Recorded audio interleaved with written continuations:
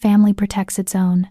That's what Alpha Gideon Martin declared at every pack meeting, his hand over his heart like he actually believed it.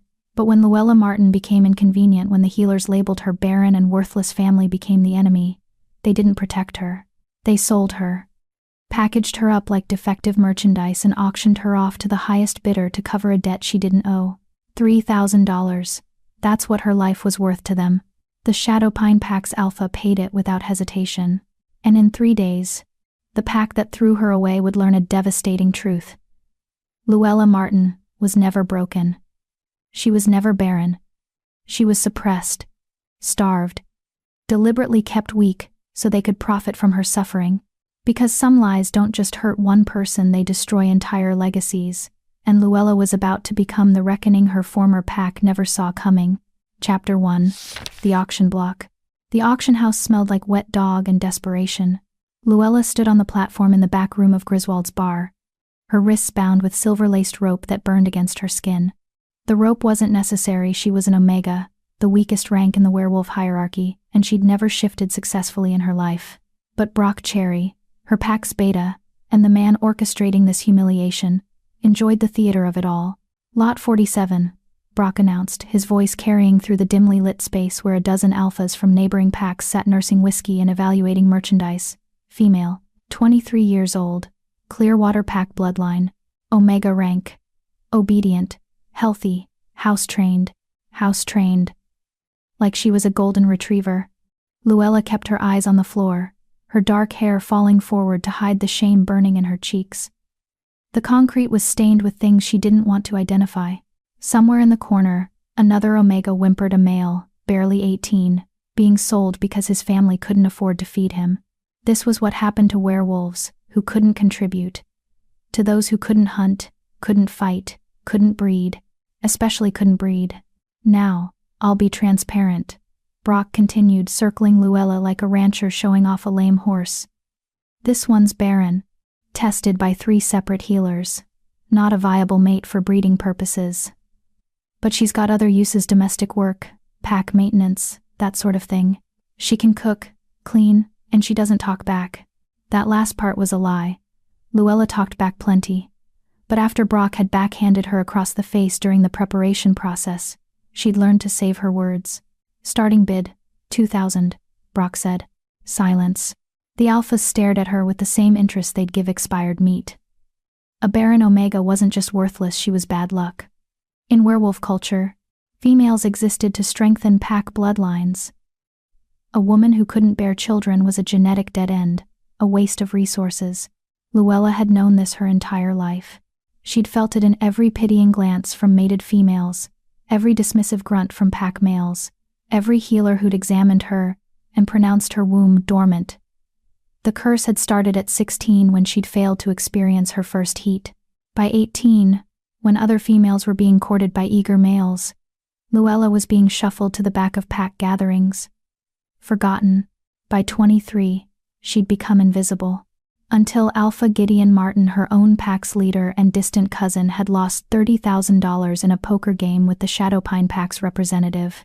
No takers at 2? Brock's voice held a sharp edge now. He needed to sell her. The Clearwater Pack's honor depended on paying their debts, and Luella was the only unmated female expendable enough to liquidate. 1,500. Someone called out, a grizzled alpha from the Riverbend Pack who ran a cleaning service for wealthy humans. He'd buy her as cheap labor, work her until her hands bled, and toss her out when she aged out of usefulness. 1,500 going once. 3,000. The voice came from the back of the room, deep and smooth like aged bourbon. Every head turned. The man who stood in the shadows was tall, easily 6'4", with shoulders that filled the doorway and presence that made the air feel heavier. He stepped into the light, and Luella's breath caught. He was beautiful in the way predators are beautiful, all sharp lines and controlled power. Dark hair, nearly black, swept back from a face that could have been carved from marble. His eyes were amber, true alpha gold, and when they locked on Luella, she felt the weight of them in her chest.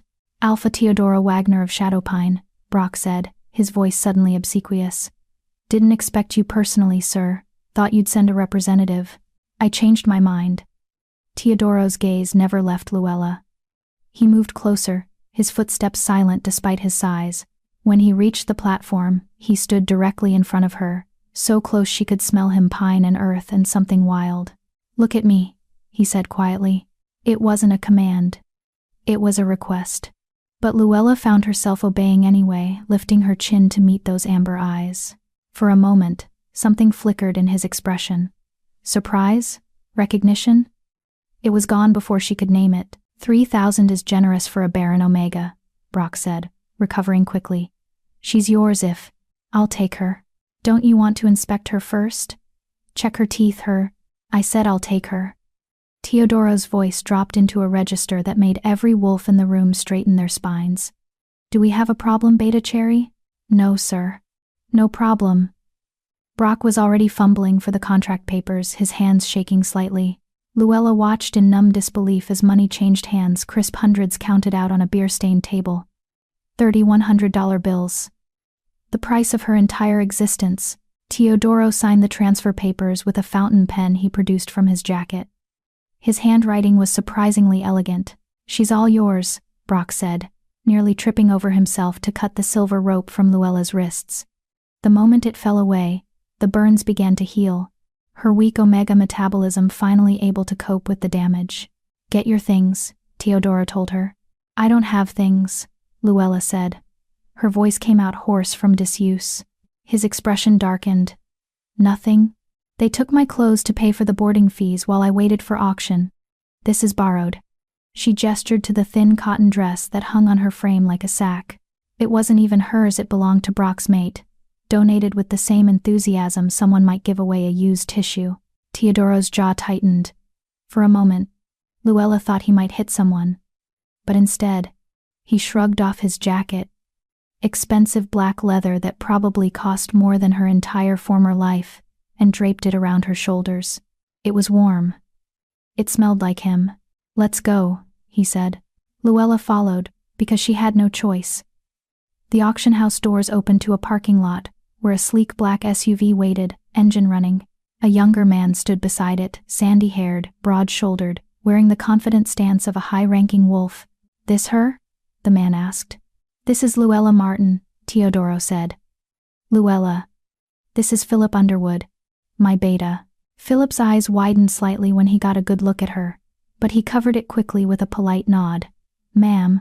Ma'am." No one had ever called her ma'am. The drive to Shadowpine territory took 90 minutes. Luella sat in the back seat, drowning in Teodoro's jacket, watching the familiar landscapes of Clearwater fade into the darker, denser forests of Shadowpine. This pack was legendary, wealthy, powerful, exclusive. They didn't accept outsiders easily. They certainly didn't buy Barren Omegas. "Why?" Luella finally asked, her voice barely above a whisper. Teodoro glanced at her in the rearview mirror. "Why what? Why buy me? You could have gotten a fertile Omega for that price, or a beta female who could actually contribute to your pack." She swallowed hard. "I'm useless." "You're not useless." His voice was flat, final. "And you'll understand soon enough." And well, that wasn't an answer. But it was all she was going to get. The Shadowpine pack house appeared through the trees like something out of a fairy tale, a massive lodge built from timber and stone, with warm lights glowing in every window. Gardens surrounded it, manicured and lush even in late autumn. In the distance, smaller cabins dotted the forest, housing for pack families. It was beautiful. It was terrifying. Philip parked near the main entrance, and Teodoro was out of the SUV before the engine fully stopped. He opened Luella's door himself, offering his hand. She stared at it large, calloused, with a thin scar across the knuckles before slowly placing her smaller hand in his. The moment their skin touched, something electric shot up her arm. She gasped. Teodoro's pupils dilated, his nostrils flaring slightly. "Inside," he said roughly. "Now." The packhouse interior was just as impressive. Vaulted ceilings, exposed beams. A grand staircase leading to the upper floors. But Luella barely noticed the architecture because 30 pairs of eyes were suddenly locked on her. Wolves filled the great room. They'd been eating, talking, laughing. Now they were silent, staring at the Barren Omega their alpha had brought home. "Everyone, this is Luella Martin," Teodoro announced. His hand was still on her lower back, warm through the thin dress. She's under my protection. Anyone who disrespects her answers to me personally. The threat hung in the air like smoke. An older woman stepped forward, gray-haired, elegant, with the bearing of someone used to command. Alpha, perhaps we should discuss this in private. There's nothing to discuss, Joni. Teodoro's voice was steel. Philip, show Luella to the East Wing guest room. Make sure she has everything she needs. Yes, Alpha. As Philip guided her toward the stairs, Luella heard the whispers starting. Did he really buy her? I heard she's barren. What is he thinking? She's so thin. Look at her. Enough. Teodoro's single word cut through the gossip like a blade. The East Wing guest room was larger than her entire childhood bedroom had been. It had its own bathroom with a clawfoot tub, a massive bed with a hand-stitched quilt, and windows overlooking the forest. Someone had already laid out fresh clothes on the bed, soft leggings, an oversized sweater, thick socks. Bathrooms through there, Philip said, pointing. There's soap, shampoo, whatever you need. Kitchen's downstairs if you get hungry. Alpha wants you comfortable. Why? Luella asked again. Philip hesitated, clearly weighing his words. That's between you and him. But, he paused at the door. For what it's worth, Alpha Teodoro doesn't do anything without a reason. If he bought you, there's a purpose. A purpose. Not because she had worth. Because she had a use. After Philip left, Luella locked the door and collapsed onto the bed. The jacket, Teodoro's jacket, was still around her shoulders. She buried her face in it and, for the first time since the auction, let herself cry. Silent, shaking sobs that tasted like relief and terror in equal measure. She'd been sold. She'd been bought. And in 3 days, she would discover that everything the healers had told her, everything her pack had believed, everything she'd accepted about her broken body, was a lie. Chapter 2. Safe Harbor. Luella woke to sunlight streaming through unfamiliar windows and the disorienting sensation of softness beneath her body. For a moment, she forgot where she was. Then the memories crashed back: the auction house, the silver rope burns, Teodoro Wagner's amber eyes studying her like she was a puzzle he intended to solve. She sat up slowly, her body aching in ways that had nothing to do with physical injury. The guest room looked even more beautiful in daylight, all warm wood and cream-colored linens. Someone had left a tray on the bedside table while she slept. Fresh fruit, buttered toast.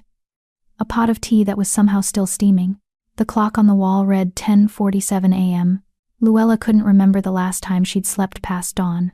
In the clear water pack, Omegas rose before everyone else to prepare breakfast, stoke fires, begin the endless domestic labor that justified their existence. She ate mechanically, her stomach protesting the richness of real butter after months of scraps and leftovers.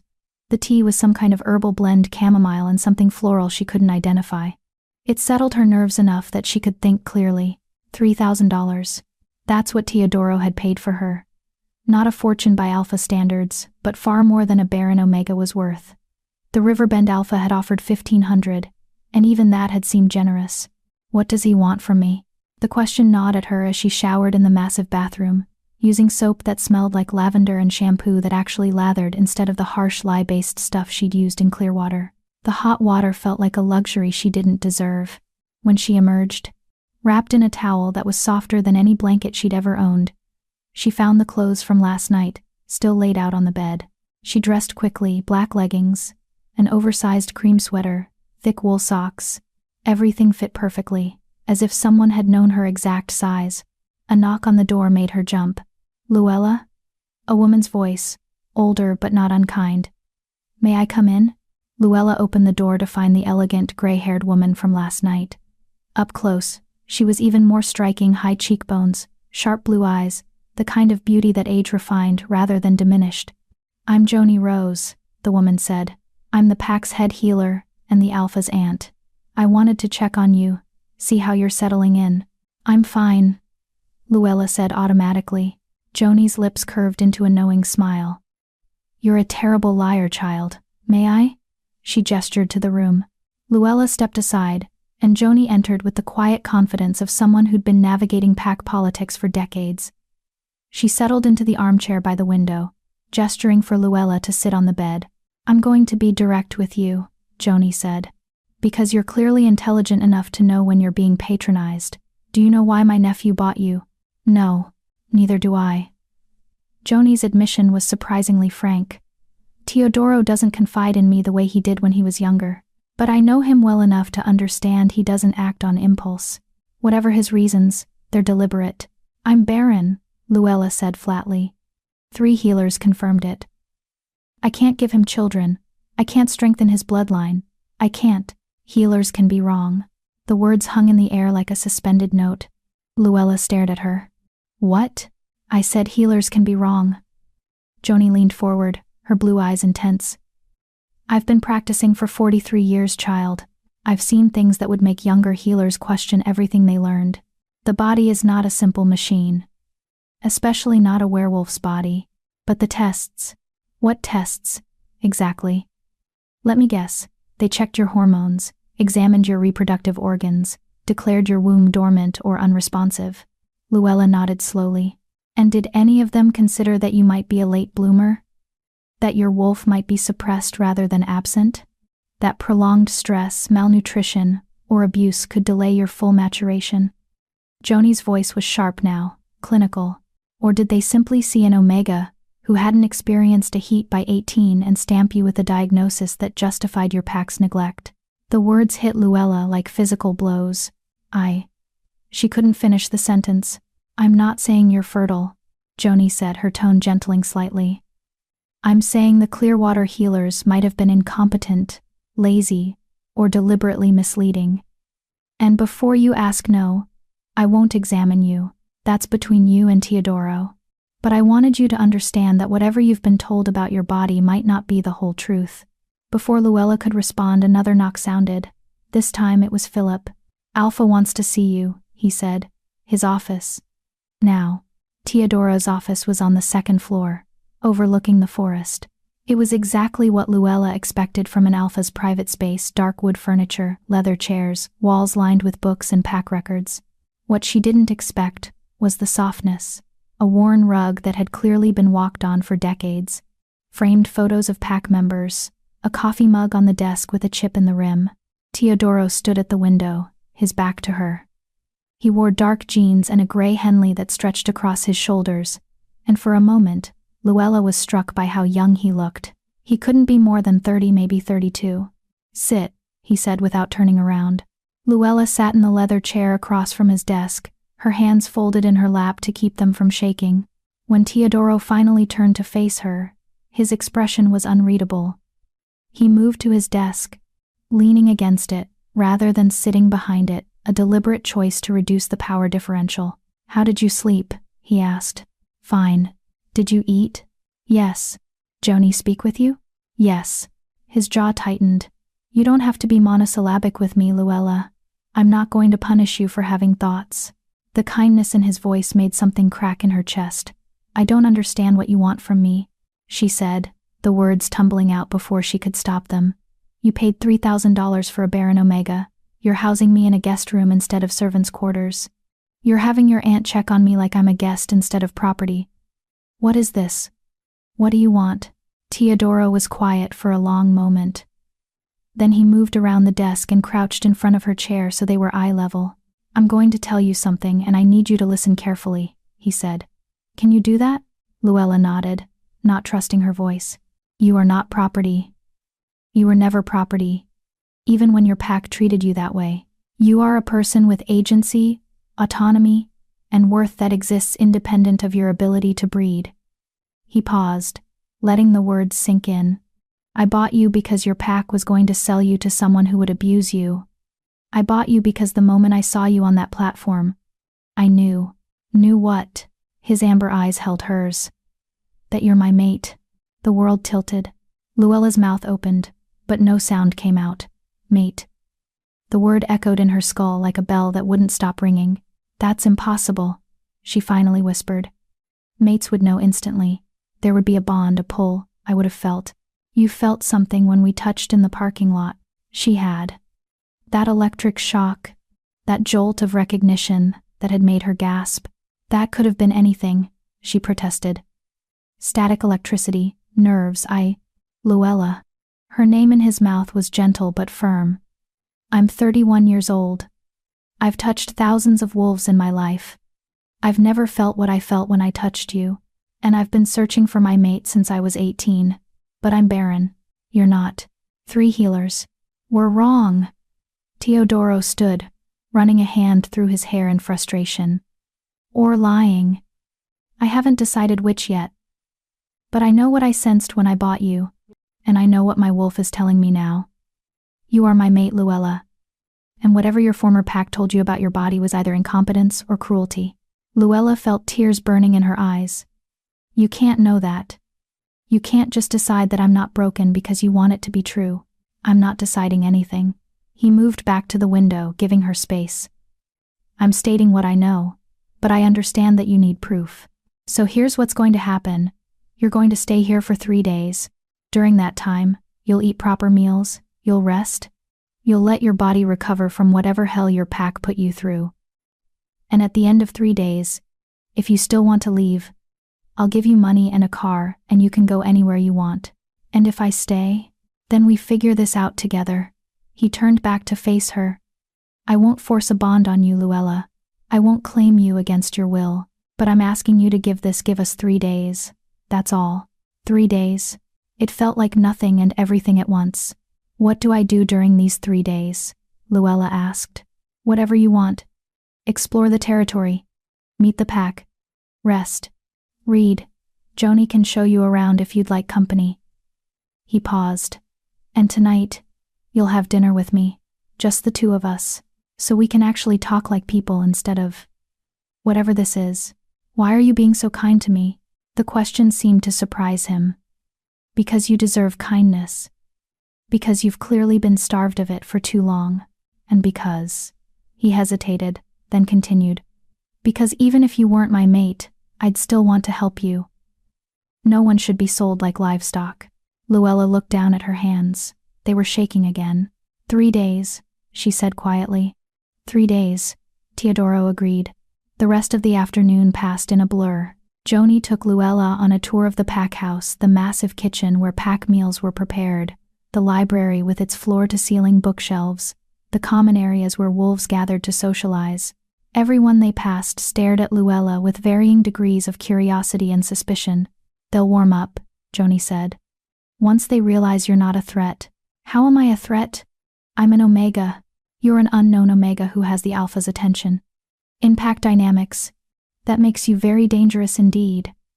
Joni's smile was wry, especially to the females who've been hoping to catch Teodoro's eye.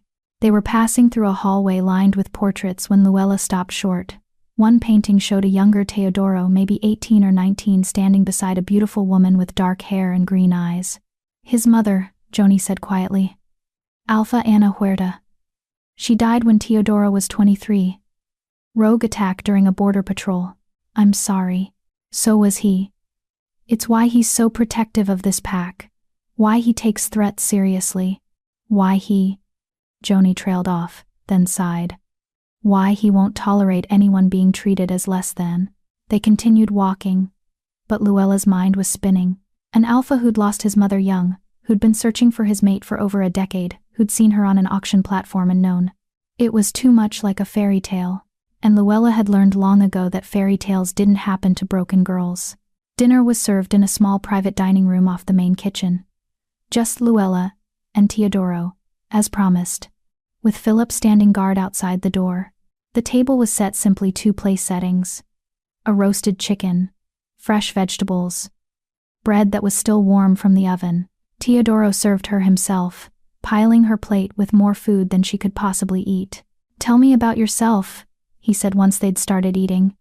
Not your pack history or your medical records. You. What do you like? What makes you happy? No one had ever asked her that before. I like books, Luella said slowly. Before everything happened, I used to sneak into the pack library at night. I'd read by flashlight under my blanket. What kind of books? Anything, everything, but mostly, she hesitated, mostly stories about people who started with nothing and became something more. Teodoro's expression softened. That makes sense. They talked for over an hour.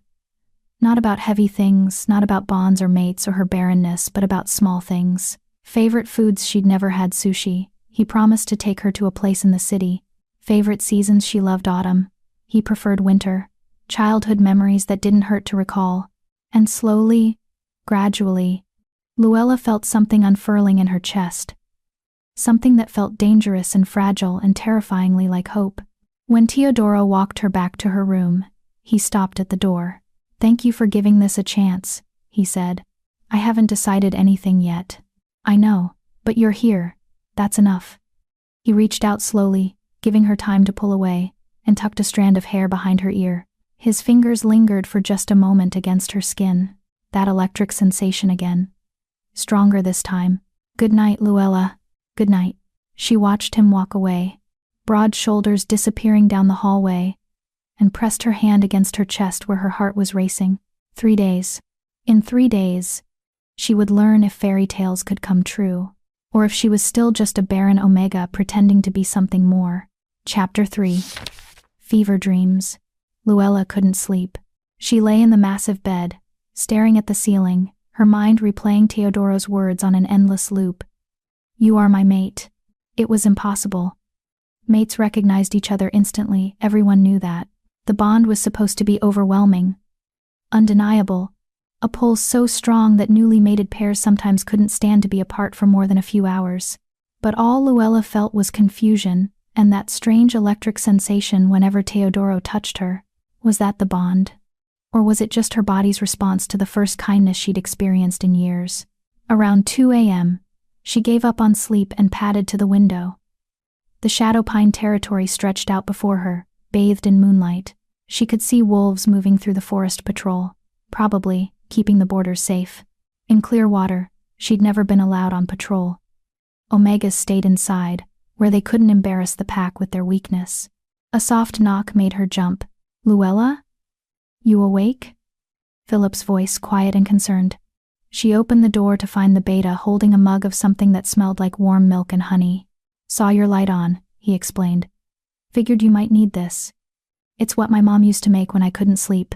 The gesture was so unexpectedly kind that Luella felt her throat tighten. "Thank you." Philip handed her the mug but didn't leave. He shifted his weight, clearly debating something. "What is it?" Luella asked. "I probably shouldn't tell you this," he said. "But Alpha's been pacing his office for the last 3 hours. He does that when he's worried. And I've known him since we were kids, and I've never seen him this worked up over anyone." "Why are you telling me this?" "Because you look like someone waiting for the other shoe to drop. Like you don't believe this is real." Philip met her eyes. "But it is real. Whatever you're feeling or not feeling right now, Teodoro's feeling it 100 times stronger. That's what it means to be an alpha who's found his mate. It's consuming." "But I'm barren," Luella whispered. "Even if we are mates, I can't give him what he needs. An alpha needs heirs." "Needs. An alpha needs his mate," Philip interrupted gently. "Everything else is secondary. And between you and me, I think those Clearwater healers were full of shit." He left before she could respond, but his words stayed with her as she sipped the warm milk. It was sweet and soothing, and despite everything, she felt herself finally relaxing. She was asleep within minutes. The next morning, Luella woke to find another breakfast tray, and a note written in elegant handwriting. "Pack meeting at noon. You're not required to attend, but you're welcome if you'd like to observe. The library is open if you'd prefer solitude. T. Pack meeting." In Clearwater, Omegas were never allowed at pack meetings. They were told what they needed to know, when they needed to know it, and not a moment sooner. Luella dressed carefully in jeans, and a soft blue sweater from the closet that had mysteriously filled with clothes overnight. Everything fit perfectly, from the bras to the shoes. Someone, probably Joni, had excellent judgment. She found the library on the 2nd floor, exactly where Joni had shown her yesterday. It was a beautiful room with large windows, comfortable reading chairs, and thousands of books organized by subject. Luella ran her fingers along the spines, marveling at the collection. History, fiction, science, mythology, everything a curious mind could want. She'd just settled into a chair with a book about wolf pack dynamics when the door opened. A young woman entered, maybe 25, with honey blonde hair and the lean build of a runner. She stopped short when she saw Luella. "Oh," the woman said, "you're her." Luella set down her book slowly. "I'm Luella. I know. Everyone knows." The woman moved closer, her hazel eyes assessing. "I'm Gail Fisher.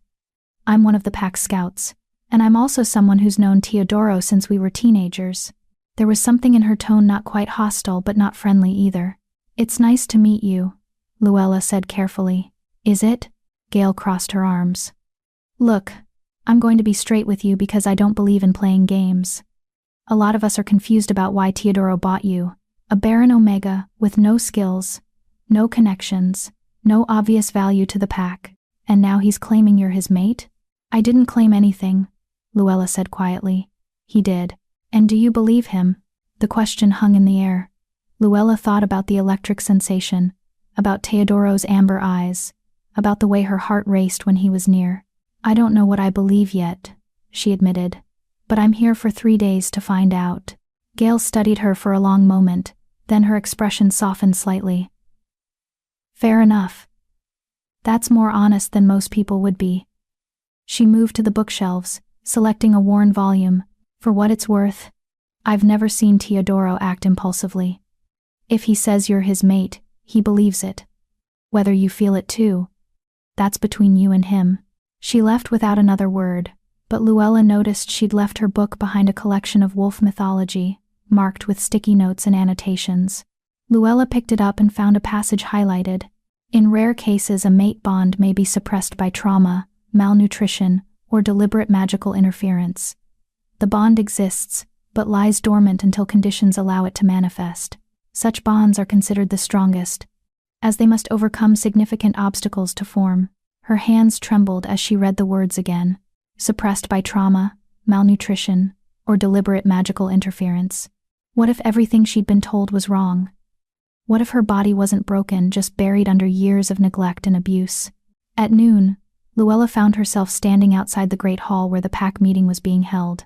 She could hear voices inside, dozens of them, discussing territory boundaries, hunting schedules, maintenance needs. She almost turned away, almost retreated back to the library, but then she remembered Teodoro's note. "You're welcome if you'd like to observe. Not commanded, not expected, just welcome." Luella pushed open the door. Conversation stopped. Every wolf in the room, at least 60 of them, turned to stare at her. She felt her face burning but forced herself to keep walking, searching for a place to sit at the back. "Luella," Teodoro's voice carried across the hall. He stood at the front, commanding the room with effortless authority. "Come here." Her feet moved before her brain could protest. She walked down the center aisle, feeling every eye on her, until she reached the front where Teodoro stood beside an empty chair. His chair. The Alpha's chair. And beside it, one that had been empty for years, the chair meant for the Alpha's mate. "Sit," he said quietly, gesturing to the mate's chair. "I can't," Luella whispered. "I'm not. You're my guest, and you're welcome in any meeting I hold." His amber eyes held hers. "Sit, please." Luella sat, her heart hammering so hard she was sure everyone could hear it. Teodoro resumed the meeting as if nothing unusual had happened. He discussed patrol schedules with his guards, hunting territories with his trackers, upcoming celebrations with the pack mothers, and through it all, Luella sat beside him, gradually realizing what he'd done. He'd claimed her publicly. Not as his mate, not yet, but as someone under his protection. Someone worthy of respect. Halfway through the meeting, when a younger wolf questioned a decision about border security, Teodoro leaned back in his chair, and his hand brushed against Luella's armrest. His pinky finger extended slightly, touching hers. That electric sensation flared again, stronger than before. And this time, Luella didn't pull away. After the meeting, Joni found her in the hallway. "That was quite a statement," the healer said, approval in her voice, "sitting you beside him in the mate's chair." Half the pack nearly fainted. "I didn't know what it meant," Luella protested. "He just told me to sit and I—" "Oh, you knew." Joni's smile was knowing. "Maybe not consciously, but your wolf knew." Even if she's buried deep, she recognized that chair for what it represents. "I don't have a wolf," Luella said automatically. It was what she'd been told her entire life. I've never shifted.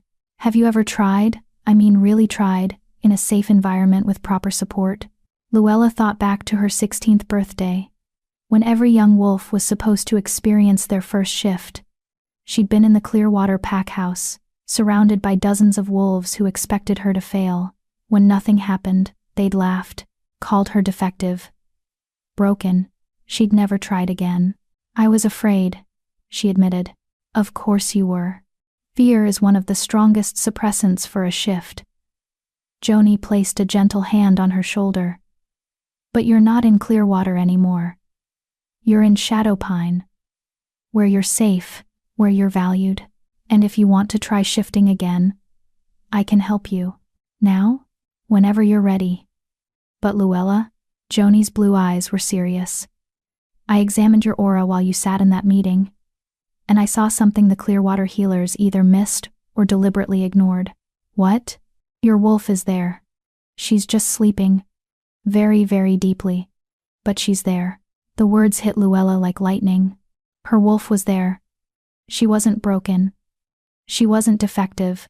She was just dormant. How do I wake her up? Luella whispered. That's something only you and Teodoro can figure out together. Because if you're truly mates, his alpha presence is the key. His wolf can call to yours, can coax her out of hiding, but it requires trust, vulnerability, a willingness to let him in completely. Before Luella could respond, Philip appeared at the end of the hallway. Alpha wants to see you, he told Luella. In the East Garden. The East Garden was a private space behind the pack house, enclosed by stone walls covered in climbing roses. A fountain bubbled in the center, surrounded by benches and autumn flowers that somehow still bloomed despite the cold. Teodoro stood by the fountain, his back to her. When he heard her approaching, he turned, and the look on his face made her breath catch. Hunger. Pure, undisguised hunger. But he held himself perfectly still, giving her space. How was the meeting? He asked, his voice slightly rough. Overwhelming, but good, I think. Luella moved closer, drawn by something she couldn't name. Why did you have me sit beside you? Because that's where you belong. I'm not your mate, not officially. You said you wouldn't force anything. I'm not forcing anything, Teodoro interrupted. But I'm also not going to hide what you are to me. My pack needed to see that you're important, that you're protected, that anyone who disrespects you will answer to me personally, even if I leave after 3 days. His jaw tightened. Even then. Though I'm hoping you won't. Why? The question burst out of her. Why me? You could have any female in your pack. Someone fertile, someone strong, someone who could actually give you everything an alpha needs. Why would you want a broken omega who? Teodoro moved faster than she could track, closing the distance between them in 2 strides. He didn't touch her, not yet, but he was close enough that she could feel the heat radiating off his body. You are not broken, he said, his voice dropping into that alpha register that made her spine straighten involuntarily. Say it. What? What? Say I am not broken. I want to hear you say it. I can't. You can. And you will. Because I'm tired of watching you flinch every time someone shows you basic decency. I'm tired of seeing you apologize for existing. You are not broken, Luella. You were neglected, abused, lied to. But you are not broken. Tears burned in her eyes. You don't know that. Yes, I do. He finally touched her, just his hand cupping her cheek, his thumb brushing away the tear that had escaped. Because I can feel your wolf, sleeping deep inside you. I can sense her every time I'm near you. And she's not broken either. She's just waiting. Waiting for what? For you to feel safe enough to let her out. Luella closed her eyes, leaning into his touch despite herself. His hand was warm, calloused, gentle. Everything his touch shouldn't be, given what he was, a powerful alpha who could snap her in half without effort.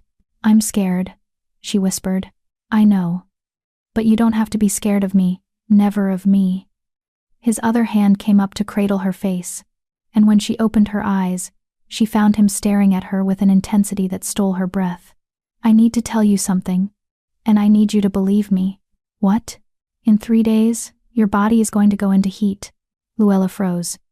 That's impossible. You've never been around your mate before. Never been in a safe environment. Never been properly fed and rested and cared for. His thumbs traced small circles on her cheeks. Your wolf has been dormant, but she's waking up. I can smell it on you. The change in your scent, the way your temperature's slightly elevated, the increased heart rate when I'm near. How can you possibly know? Because I'm an alpha who's found his mate. And my instincts are screaming at me that you're approaching your first heat. And when it comes, Luella, it's going to be intense, possibly overwhelming, and I need you to decide, right now, if you want me to help you through it or if you want me to stay away. The question hung between them, heavy and loaded. What happens if you help me? Luella asked, her voice barely audible. I'll claim you. Completely. The bond will snap into place, and we'll be mated for life. There's no undoing it once it's done. His amber eyes searched hers. But if you're not ready, if you don't want that, I'll lock myself in the lower floors where I can't smell you. It'll be torture, but I'll do it. Because I meant what I said. I won't force this on you. And if you stay away during my heat, it'll be painful, dangerous, even for an Omega going through their first heat without a mate to guide them. But Joni can help you. She's done it before for other unmated females. You'll survive. Survive. Such a small, terrible word.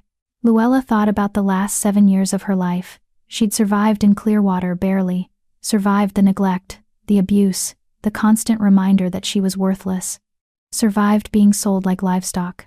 She was tired of just surviving. I need to think, she said finally. Teodoro's hands dropped away immediately, giving her space. Take all the time you need. But Luella, whatever you decide, know this, I'm yours. Whether you claim me or not, whether we complete the bond or not, I am yours. That's what it means to find your mate. There's no one else for me. There never will be. He walked away before she could respond, leaving her standing in the garden with her heart racing and her mind spinning. 2 more days. In 2 more days, everything would change. One way or another. Chapter 4. The Suppressant. That night, Luella dreamed. She was running through a forest, but not as herself, as something else. Something with 4 legs and sharp senses, and a power she'd never known before. The world was alive with scents and sounds she couldn't process in her human form. Pine and earth and prey, and mate. The scent hit her like a physical blow, and she changed direction mid-stride, racing toward it with single-minded intensity. She burst through a clearing and found him there. A massive black wolf with amber eyes, easily twice her size, radiating dominance and power. Her mate. He lowered his head in a gesture that was somehow both submissive and possessive, inviting her closer. She approached cautiously, and when their noses touched, the world exploded into sensation. Luella woke with a gasp, her body covered in sweat and her heart racing. The sheets were tangled around her legs, and her skin felt too hot, too tight, like she was burning from the inside out. What was that? She stumbled to the bathroom and splashed cold water on her face, but it didn't help. The heat was building, spreading through her body in waves that made her knees weak. She gripped the sink, staring at her reflection. Her eyes looked different, brighter, almost gold instead of their usual brown. No, it's too soon. He said 3 days, not 1. Another wave of heat crashed over her, and this time she smelled it, her own scent, changing, becoming richer and sweeter, the scent of an Omega approaching heat. Panic clawed at her throat. She wasn't ready for this. Wasn't ready to make this decision. She'd planned to spend the next 2 days thinking, weighing her options, being rational. A knock on her bedroom door, followed by Joni's voice. Luella? Open the door, child. Luella barely made it to the door before her legs gave out. Joni caught her, surprisingly strong for a woman her age, and helped her back to the bed. It's happening, Luella gasped. The heat. It's why is it happening now? He said 3 days. The mate bond is accelerating it. Joni pressed a cool cloth to Luella's forehead. Your wolf recognizes Teodoro. She's been dormant for so long, and now that she's found her mate, she's waking up fast. Too fast. What do I do? That depends. Do you want to complete the bond? I don't know. Luella's voice cracked. I don't know him. I don't know this pack. I don't know if I can trust any of this. Then we suppressed the heat. Joni was already pulling supplies from the medical bag she'd brought. I can give you herbs that will delay it. Push it back for a few weeks. It'll buy you time to think clearly. But Luella, you need to understand. This is only a temporary solution. Eventually your heat will come, and when it does, it'll be even more intense because you'll have delayed it. I don't care. I just need time, please. Joni's expression was sympathetic but firm. This is going to hurt. The herbs fight against your wolf's natural instincts. It'll feel like you're being torn in two. I can handle pain. I know you can. But I need to tell Teodoro. He'll sense what's happening, and if I don't explain, no. Luella grabbed Joni's wrist. Don't tell him. Not yet. I need a few hours to think without him nearby. Please. Joni hesitated, clearly torn between her duty to her alpha and her compassion for the terrified woman in front of her. Finally, she nodded. I'll buy you a few hours. But Luella, when an alpha's mate goes into heat, his instincts become nearly overwhelming. Teodoro has incredible control, but even he has limits. If your scent reaches him, I understand. Just, please. The herbs tasted like bitter ash and regret. Luella choked them down, and within minutes, the heat began to recede. But Joni had been right. It felt like being torn apart from the inside. Her wolf, barely awake, was screaming in protest, desperate to find her mate. I'm sorry, Luella thought to the presence she could now feel inside her. I'm sorry, but I need more time. Her wolf's response was pure anguish. By dawn, Luella felt stable enough to move. The heat was suppressed, buried under layers of magical interference, but she could feel it lurking beneath the surface like a caged animal. She dressed carefully in loose clothing and made her way downstairs, hoping to avoid everyone. But Philip was in the kitchen, making coffee, and the moment he saw her, his expression changed. What did you do? He asked quietly. I don't know what Your scent is wrong. Muted. Like you're wrapped in something that's blocking your natural pheromones. He set down the coffee pot. You took heat suppressants. It wasn't a question. Luella wrapped her arms around herself. I needed more time. Does Teodoro know? No. And I'd appreciate if you didn't tell him. Philip laughed, but there was no humor in it. You don't understand what you're asking. When an alpha scents his mate going into heat, it triggers something primal. Teodoro's probably been awake all night, fighting every instinct to break down your door. And now you want me to lie to him about why your heat suddenly vanished? I'm not asking you to lie. I'm asking you to give me time. Time for what? To run? To convince yourself that this bond isn't real? Philip moved closer, his expression intense. I've known Teodoro since we were 8 years old. I've watched him train, fight, lead, and sacrifice everything for this pack, and I've never not once seen him as happy as he was yesterday when you sat beside him in that meeting. So forgive me if I'm not enthusiastic about helping you break his heart. The words stung because they were true. Luella had seen the hope in Teodoro's eyes, the barely contained joy when she'd accepted his touch in the garden. I'm not trying to hurt him, she said softly. I'm trying to protect myself. Philip's anger deflated slightly. From what? From making a mistake I can't undo. From binding myself to someone I barely know. She swallowed hard. From hoping for something that might not be real. It's real, Philip said. I promise you, it's real. But I understand fear. And I understand that you've been hurt enough that trust doesn't come easily. He sighed. I won't tell him about the suppressants. But I won't lie if he asks me directly. Fair? Fair. Philip poured her a cup of coffee, adding cream and sugar without asking how she liked it. Somehow, he got it exactly right.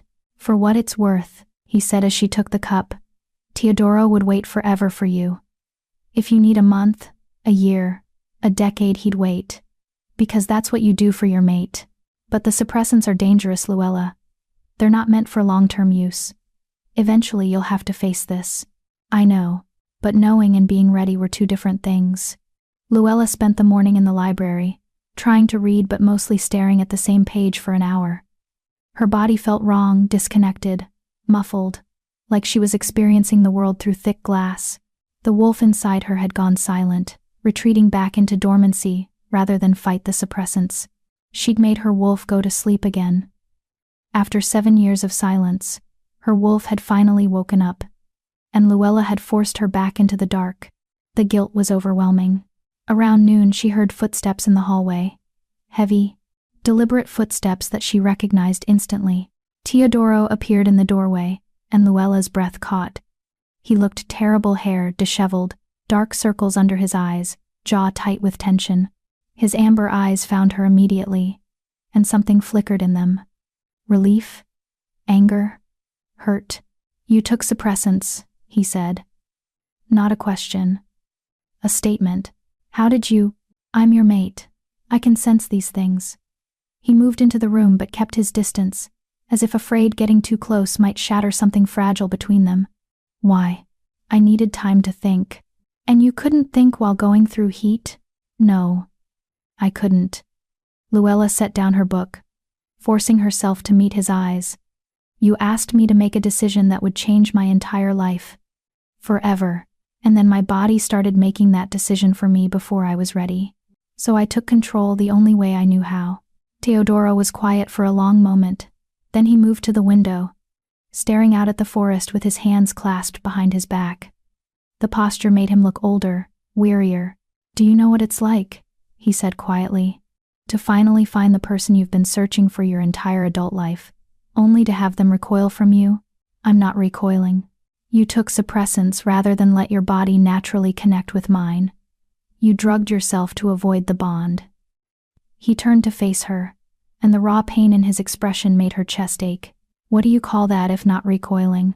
"I call it self-preservation," Luella said, her own anger rising.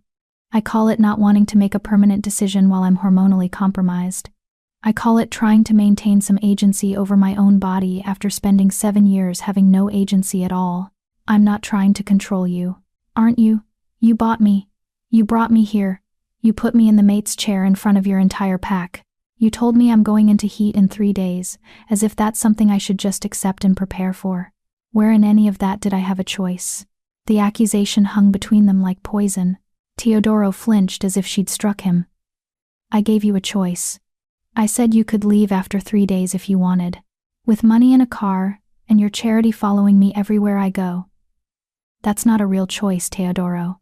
That's a consolation prize." Luella stood, her hands shaking. "You want to know why I took the suppressants? Because for the first time since you bought me, I made a decision about my own body. Not you, not Joni, not my former pack, me. And if that hurts your feelings, then maybe you need to examine why you think you're entitled to my heat just because we might be mates." The silence that followed was deafening. Teodoro's amber eyes were dark with emotions she couldn't read. For a moment she thought he might argue, might assert his dominance as alpha, and demand she submit. Instead he said, "You're right." Luella blinked. "What?" "You're right. I've been so focused on the bond, on what I want, on what I believe is best for you, that I haven't actually listened to what you need." He moved closer, slowly, giving her time to retreat if she wanted. "I'm sorry. I bought you to save you from a worse fate, but I didn't stop to consider that being bought at all, even with good intentions, is traumatic. I've been treating this like a courtship when what you actually need is space to heal." The apology was so unexpected, so sincere, that Luella felt her anger draining away. "I don't know how to do this," she admitted quietly. "I don't know how to trust someone who has this much power over me. Even if you're kind, even if you mean well, you're still an alpha and I'm still an omega, and the power imbalance is significant, I know." Teodoro stopped a few feet away, close enough to talk but far enough to give her breathing room. "So here's what we're going to do. You're going to stay here as long as you want, not 3 days, not 3 weeks, but however long it takes for you to feel safe, and during that time, I'm going to court you properly. No pressure about heats or bonds or mating, just getting to know each other. Like people do when they're not operating under werewolf instincts. And if I never feel ready?" His jaw tightened, but his voice remained steady. "Then I'll accept that. Because forcing you to complete a bond you don't want would destroy everything that makes you who you are. And I'd rather spend eternity wanting you from a distance than have you hate me up close. Luella stared at him, searching for deception, for manipulation, for any sign that this was a trap. But all she saw was sincerity and a bone-deep exhaustion that matched her own. The suppressants will wear off in about 2 weeks, she said. Joni said when the heat comes back, it'll be worse. Then we'll deal with it in 2 weeks. Together or separately. Whatever you choose. You'd really wait 2 weeks? I'd wait 2 decades. He smiled, but it was sad. You're worth waiting for, Luella. Even if you don't believe that yet. He left before she could respond, and Luella sank back into her chair, her mind reeling. For the first time since she'd been sold, she felt like she might actually have a choice in what happened next, and that was more terrifying than anything else. The afternoon brought an unexpected visitor. Luella was in the garden, trying to clear her head, when Gail Fisher appeared on the path. The scout looked uncomfortable, shifting her weight from foot to foot like she was preparing for confrontation. "Can I talk to you?" Gail asked. "Sure." They sat on a bench near the fountain, and for a moment, neither spoke. Finally, Gail said, "I owe you an apology. Yesterday, I was rude, suspicious. I questioned your worth to the pack." "You had every right to be suspicious," Luella said. "I would be too, if I were you." "Yeah, but I was operating from jealousy, not logic. See, I've had a thing for Teodoro since we were teenagers. Nothing serious, he never showed interest, but I always thought maybe someday he'd see me differently. And then he comes back from that auction with you, claiming you're his mate, and she sighed. "I reacted badly." "I understand. Do you? Because from where I'm sitting, you've been handed something a dozen females in this pack would kill for, and you're running from it. You took suppressants, rather than complete the bond. And I can't figure out if you're brave or stupid." The bluntness was oddly refreshing. Luella considered her answer carefully. "Maybe both," she said finally. "I'm terrified of him, not because he's cruel, he's the kindest person I've ever met, but because he has the power to destroy me completely. If I give him everything and he decides I'm not enough, he won't. You can't know that." "Yes, I can. Because I've seen Teodoro lead this pack for 9 years. I've watched him make impossible decisions, sacrifice his own happiness for others, put everyone's needs before his own, and I've never not once seen him give up on someone he cares about." Gail turned to face her fully. "If he says you're his mate, you're his mate. For life. Even if you reject the bond, even if you leave, he won't choose anyone else. That's just who he is. That sounds like a prison, or it sounds like unconditional love. Depends on your perspective." Gail stood, brushing off her jeans. "Look, I'm not saying you should rush into anything. Take your time, figure out what you want, but don't assume that Teodoro's feelings are as fragile as the other men you've known. He's an alpha. When we commit completely." She walked away, leaving Luella alone with her thoughts and the sound of water trickling in the fountain. Unconditional love. Luella had never experienced that before. Her parents had died when she was young, and the aunt who'd raised her had done so out of obligation rather than affection. The Clearwater pack had tolerated her until she became inconvenient. Every relationship in her life had been conditional, temporary, dependent on her ability to be useful. What did it mean to be loved regardless of usefulness, regardless of fertility, regardless of strength or beauty or worth? What did it mean to be loved just for existing? The question terrified her, because if she let herself believe in that kind of love, and it turned out to be false, she wouldn't survive the disappointment. That evening, dinner was delivered to her room by a young male Omega named Guy Bolton who worked in the kitchens. He couldn't have been more than 19, with freckles and nervous energy. "Alpha wanted to make sure you ate," Guy explained, setting the tray on her table. "It's roasted chicken, vegetables, fresh bread, cook-made apple pie too, but I might have snuck you an extra slice because, welcome to Shadowpine and stuff." The kindness was so genuine that Luella smiled despite herself. "Thank you, Guy." "No problem." "Hey, can I say something?" He didn't wait for permission. "I heard about the suppressants, and I just wanted you to know that I get it.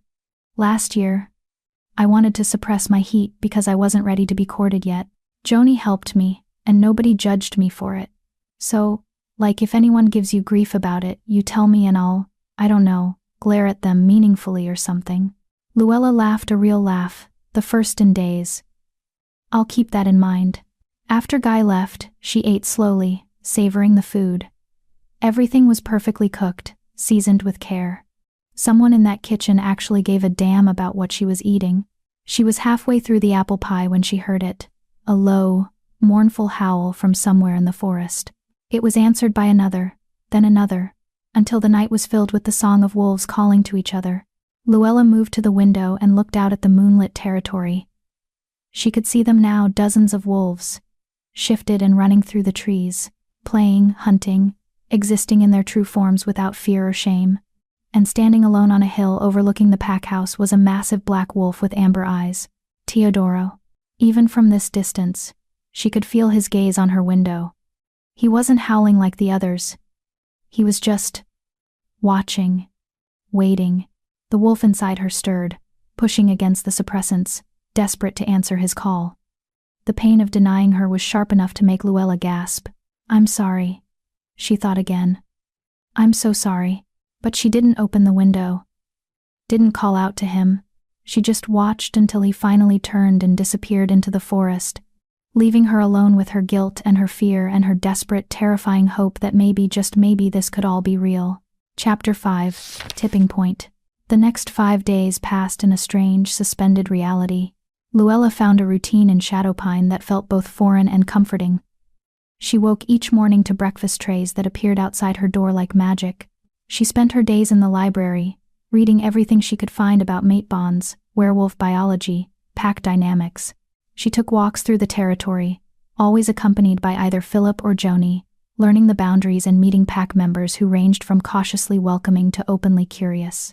And every evening, she had dinner with Teodoro, not in the formal dining room, but in small, intimate spaces. The garden, when weather permitted. His office with takeout containers spread across his desk. Once, in the kitchen at midnight, when neither of them could sleep, making grilled cheese sandwiches and talking about everything except the bond hanging between them, he courted her the way humans courted, with conversation and attention, and small gestures that had nothing to do with biology. He asked about her favorite books and actually read them so they could discuss the plots. He showed her his favorite places in the territory. A waterfall hidden in the northern woods, a meadow where wildflowers bloomed even in autumn, a cave system that housed ancient pack records. He never touched her beyond the occasional brush of fingers when handing her something. Never pushed. Never demanded. It was driving Luella slowly insane. Because the suppressants were wearing off. She could feel it in the increasing restlessness, the way her skin felt too sensitive, the dreams that were becoming more vivid and explicit. Her wolf was waking up again. And this time, she was angry. You rejected him, her wolf seemed to whisper in the quiet moments. You rejected us. On the 6th day, Luella woke drenched in sweat with Teodoro's name on her lips. The heat was coming back, exactly as Joni had warned, and it was coming back with a vengeance. She made it to the bathroom before her legs gave out, gripping the cool tile floor as waves of need crashed over her. This was different from before, more intense, more focused. Her body knew exactly what it wanted, and who it wanted it from. She needed to find Joni. Needed more suppressants. Needed. The bedroom door opened. Luella's head snapped up to find Teodoro standing in the doorway, his chest heaving like he'd run up the stairs. His eyes were pure gold now, his wolf, right at the surface. I could smell it from my office, he said, his voice rough. Your heat. It's breaking through the suppressants. Get out. Luella gasped. You need to leave. I can't. I know. I'm going. But he didn't move. His hands were clenched into fists at his sides, knuckles white with the effort of controlling himself. But I need you to understand something first. This heat is going to be worse than the first one. Your body delayed it once, and now it's compensating. If you take suppressants again, you risk permanent damage to your fertility. I don't care. Yes, you do. Because you're not actually barren, Luella. You never were. And if you keep drugging yourself to avoid this bond, you'll make that lie a truth. His amber eyes pinned her in place. Is that really what you want? To destroy your fertility just to avoid me? The accusation hit like a physical blow. "That's not fair," she whispered. "Nothing about this is fair. Not for you, not for me, not for the wolves we're supposed to be." He took one step into the room, then stopped himself. "I'm going to the lower levels. I'll lock myself in until your heat passes. But Luella, I need you to know, if you reject this bond, if you choose to never complete it, I will respect that choice. I'll never touch you, never claim you, never force anything, but I can't watch you destroy yourself trying to deny something that's written into your very DNA. You don't understand. I understand that you're terrified. I understand that trusting someone with that much power over you feels impossible. I understand that every instinct you have is telling you to run." He dragged a hand through his hair, the gesture speaking to a frustration that went soul deep. "But running from this won't make it go away. It'll just make you miserable, and I can't stand watching you suffer." "Then stop watching." The words came out harsher than she'd intended, and she saw him flinch. For a moment, his carefully controlled expression cracked, and she saw the raw hurt beneath. "As you wish," he said quietly. He left, closing the door behind him with careful precision. A minute later, she heard his office door slam, then footsteps descending the stairs toward the lower levels where the pack kept secure rooms for wolves who needed isolation. He was really leaving, locking himself away so she could suffer through this heat alone rather than risk making her uncomfortable with his presence. Luella pressed her face against the cool tile and tried to convince herself this was what she wanted. Joni arrived within 10 minutes, her medical bag in hand and her expression grim. "He told me," the healer said, kneeling beside Luella, "about the heat breaking through. How bad is it?" "Bad, getting worse." Luella could barely form coherent sentences. Every nerve ending was on fire, screaming for relief that only one person could provide. "I need more suppressants." "No." Luella's head jerked up. "What?" I said. "No, I won't give you more suppressants. Teodoro was right, another dose could cause permanent damage. Your body is already fighting against artificial interference. If I add more chemicals to the mix, I can't guarantee what will happen." Joni's blue eyes were sympathetic but immovable. "You have two choices. Complete the bond with Teodoro, or let the heat run its course naturally without him. How long will it last? Without a mate? 3 to 5 days of intense discomfort, fever, chills, muscle aches, overwhelming arousal that can't be satisfied. It won't kill you, but it'll feel like dying. 3 to 5 days. Luella wanted to laugh at the cosmic cruelty of it. "What if I complete the bond?" she heard herself ask. Joni's expression softened. "Then it'll be over in hours, not days. The bond will snap into place, your wolf will settle, and you'll experience the kind of completion that most werewolves only dream about. But Luella, you can't do it just to escape the discomfort. Once a bond is completed, there's no breaking it, ever. You'd be tied to Teodoro for the rest of your life. Would that really be so terrible?" The question surprised them both. "Only you can answer that," Joni said gently. "But I think you need to ask yourself, are you running from Teodoro specifically, or from the idea of being vulnerable with anyone? Because those are very different things." She left Luella with supplies, cold compresses, herbal tea that would help with the fever, thick blankets for when the chills hit. But no suppressants. No easy way out. Luella crawled back to bed and tried to think through the haze of heat and need. Teodoro had been nothing but kind, patient, understanding. He'd given her space when she needed it, had backed off when she asked, had literally locked himself away to avoid pressuring her during her most vulnerable moment. He was everything the Clearwater males hadn't been, everything she'd secretly hoped for during those long, lonely years when she'd convinced herself she'd never be anyone's mate. So why was she still running? Because if I give him everything and it turns out to be a mistake, I'll have nothing left, she thought. Because hope is more dangerous than despair. Because I've spent so long being nothing that the idea of being everything to someone terrifies me. Her wolf stirred, pushing against her consciousness with increasing insistence. "He's our mate. Why are you doing this to us?" "Because I'm scared," Luella whispered to the empty room. "So is he. But he's still here. Still waiting. Still hoping." Was that true? Was Teodoro as scared as she was? Luella thought about the exhaustion in his eyes, the careful way he controlled himself around her, The raw hurt when she'd told him to stop watching. He was an alpha, powerful, confident, commanding. But he was also a man who'd been searching for his mate for 13 years.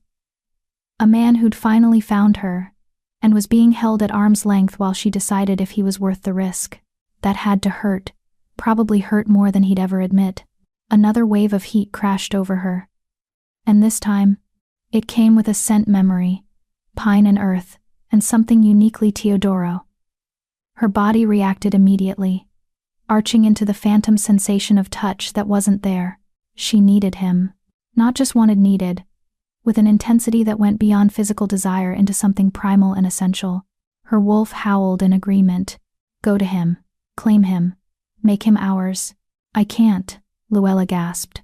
I'm not ready. You'll never be ready. There's no perfect moment. No guarantee of safety.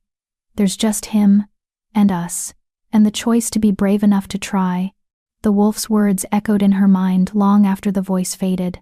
Philip found her 4 hours later, huddled in bed with a fever of 103 degrees. Jesus, he muttered, pressing a hand to her forehead. You're burning up. Where's Joni? She left.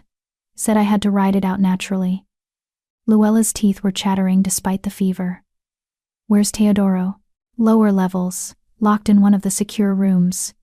He made me promise not to let him out until your heat passed, no matter what he said or did. Philip's expression was grim. He's not doing well, Luella. I can hear him from 3 floors up. He's fighting every instinct he has to stay away from you. How long has he been down there? 6 hours. And it's killing him, literally driving him half mad with the need to protect you, comfort you, help you through this. Philip sat on the edge of the bed, his expression more serious than she'd ever seen it. I'm going to say something, and you can be mad at me if you want. But someone needs to tell you the truth. What truth? That you're not just hurting yourself with this decision. You're hurting him too. And yeah, I get that you've been hurt, that you've got trauma and trust issues, and every reason to be cautious. But Teodoro has been nothing but patient and kind and respectful of your boundaries, and you're punishing him for the sins of wolves who aren't him. The words landed like arrows, each one finding its mark. I'm not trying to punish him, aren't you?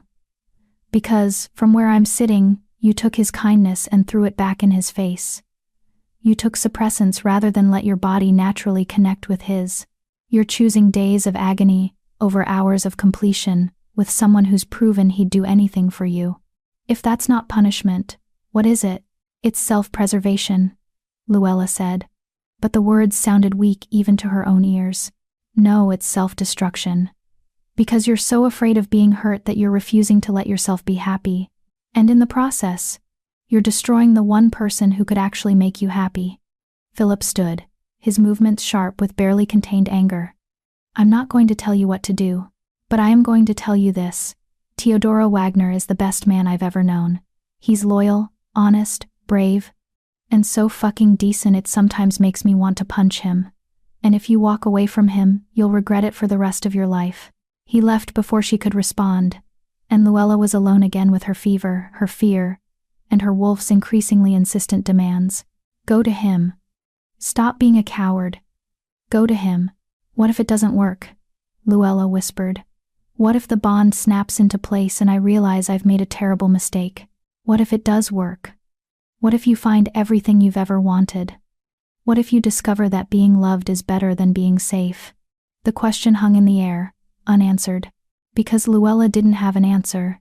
She just had fear and hope and a choice that felt too big to make. But the fever was getting worse. The heat was intensifying. And somewhere 3 floors below, her mate was locked in a room, fighting his own battle against instincts that demanded he come to her. They were both suffering, both fighting, both terrified of the same thing. That taking this leap might destroy them, or save them. Luella pulled the blankets tighter and tried to convince herself she was making the right choice. But her wolf's words kept echoing. You'll never be ready. There's no perfect moment. No guarantee of safety. There's just him. And us. And the choice to be brave enough to try. Was she brave enough? She was about to find out. Chapter 6. The Claiming. Midnight came with a fever that broke 104 degrees. Luella lay in bed, her body alternating between burning heat and violent chills. The sheets were soaked with sweat, her muscles ached like she'd been beaten, and the overwhelming, consuming need had reached a point where she couldn't think about anything else. She could hear wolves moving through the pack house, quiet footsteps in the hallways, hushed conversations that stopped when they passed her door. Everyone knew what was happening. Everyone was waiting to see what she'd choose. Complete the bond and end the suffering, or endure 3 more days of this hell because she was too scared to take the leap. Around 2 a.m., her wolf stopped asking and started demanding. Enough. I've been silent for 7 years. I've been patient while you made excuses, but I will not spend 1 more minute suffering because you're too afraid to claim what's ours. Go. To him. The command came with such force that Luella found herself sitting up despite the fever, despite the weakness in her limbs, despite every rational thought screaming that this was a bad idea. Her wolf wasn't asking permission anymore. She was taking control. Luella's feet hit the floor, and she was moving before her conscious mind caught up, down the hallway, past the curious stares of 2 young wolves on patrol duty, down the main staircase to the first floor. "Ma'am?"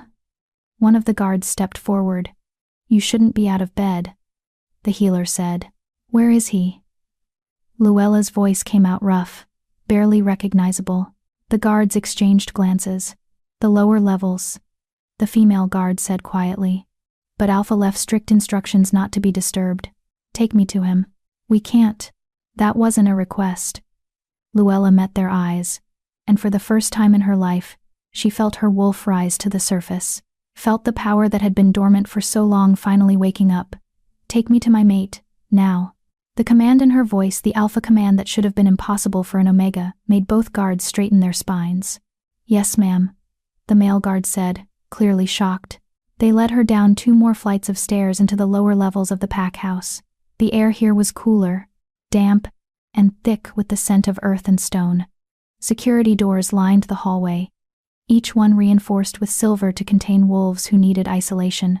At the end of the hall, 1 door was closed, and from behind it came sounds that made Luella's heart clench.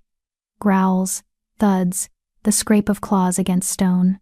"He's been like that for hours," the female guard said softly. "Fighting his wolf. Fighting his instincts. He's in pain, ma'am. Real pain. Because of her. Because she'd been too scared to accept what they both needed." "Open it," Luella said. "Are you sure?" When an alpha is in this state, he's not entirely rational. "If he smells your heat, open the door." The guards looked at each other, then the male pulled out a key card and swiped it through the reader. The lock clicked open, with a sound that seemed too loud in the quiet hallway. "We'll be right outside if you need us," the female guard said. Luella pushed open the door and stepped inside. The room was sparse concrete walls, a single cot, a small bathroom visible through an open doorway, and in the center of it all, pacing like a caged animal, was Teodoro. He'd partially shifted. His hands were claws, his eyes pure gold, his canines elongated. His shirt was in shreds on the floor, revealing a muscled chest covered in a sheen of sweat. He looked dangerous. Feral, every inch the predator that werewolf legends warned about. The moment she entered, he froze. His head snapped toward her, nostrils flaring as he caught her scent. The scent of an omega in heat, finally ready for her mate. "Luella." Her name came out as a growl. "You shouldn't be here. I know. I can't control myself around you right now. My wolf is too close to the surface. If you stay." "I know," she said again, stepping further into the room. The door clicked shut behind her, and she heard the lock engage. The guards were giving them privacy.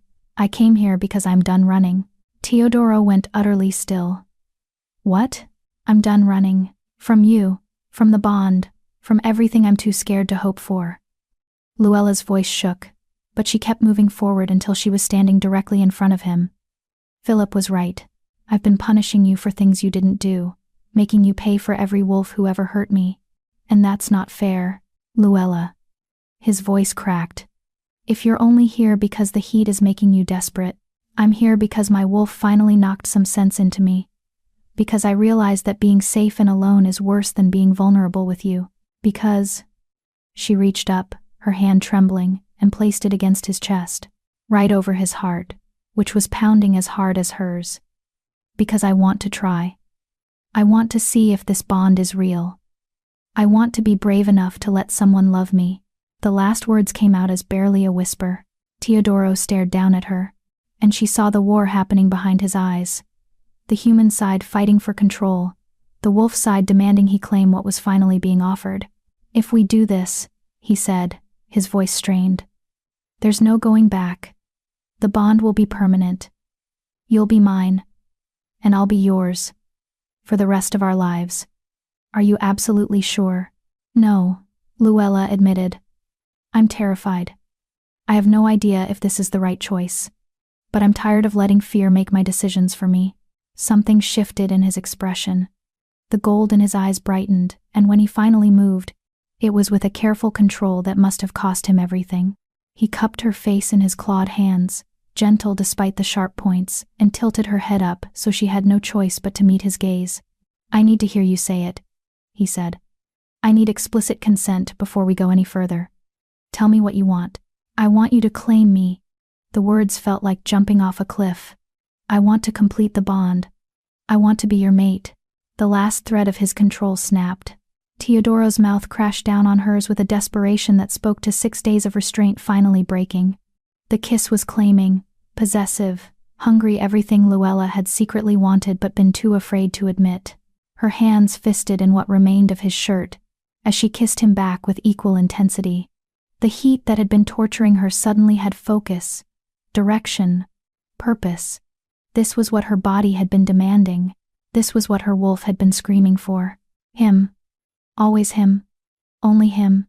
Teodoro broke the kiss long enough to growl. Bed. Now. He lifted her like she weighed nothing, and Luella wrapped her legs around his waist as he carried her to the small cot. It barely fit both of them, but neither cared. The moment her back hit the mattress, Teodoro was covering her body with his weight pressing her down in a way that should have felt confining but instead felt safe. Last chance, he said, his voice barely human. Tell me to stop and I will. I'll lock myself in the bathroom and stay there until your heat passes. But if we continue, I'm going to claim you completely. Mark you. Bond you. Make you mine in every way that matters. Luella looked up at him, at the male who'd bought her freedom, who'd given her time and space and patience she didn't deserve, who was offering her one more escape route even though it was clearly killing him. I don't want you to stop, she said. I want you to show me what it means to be someone's mate. The sound he made was pure wolf, triumphant and possessive, and so full of relief it made her chest ache. Then hold on, he said, because I've been waiting 13 years for you, and I'm not gentle when it comes to things I want to keep. Hours later, or maybe minutes, Luella had lost all sense of time. She lay boneless and satisfied beneath Teodoro's bulk. The heat that had been consuming her was gone, replaced by a bone-deep contentment she'd never experienced before. And something else, something new and bright and impossibly strong, the bond. She could feel Teodoro in her mind now, not in words but in sensations. His satisfaction, his overwhelming joy, his protective instincts that wrapped around her like a physical shield. And beneath it all, a love so fierce and complete it made her want to cry. Can you feel it? He asked, his voice rough from exertion. He was propped on his elbows above her, his amber eyes searching hers. The bond? Yes. Luella traced her fingers along his jaw, marveling at the fact that she could touch him freely now. It's overwhelming.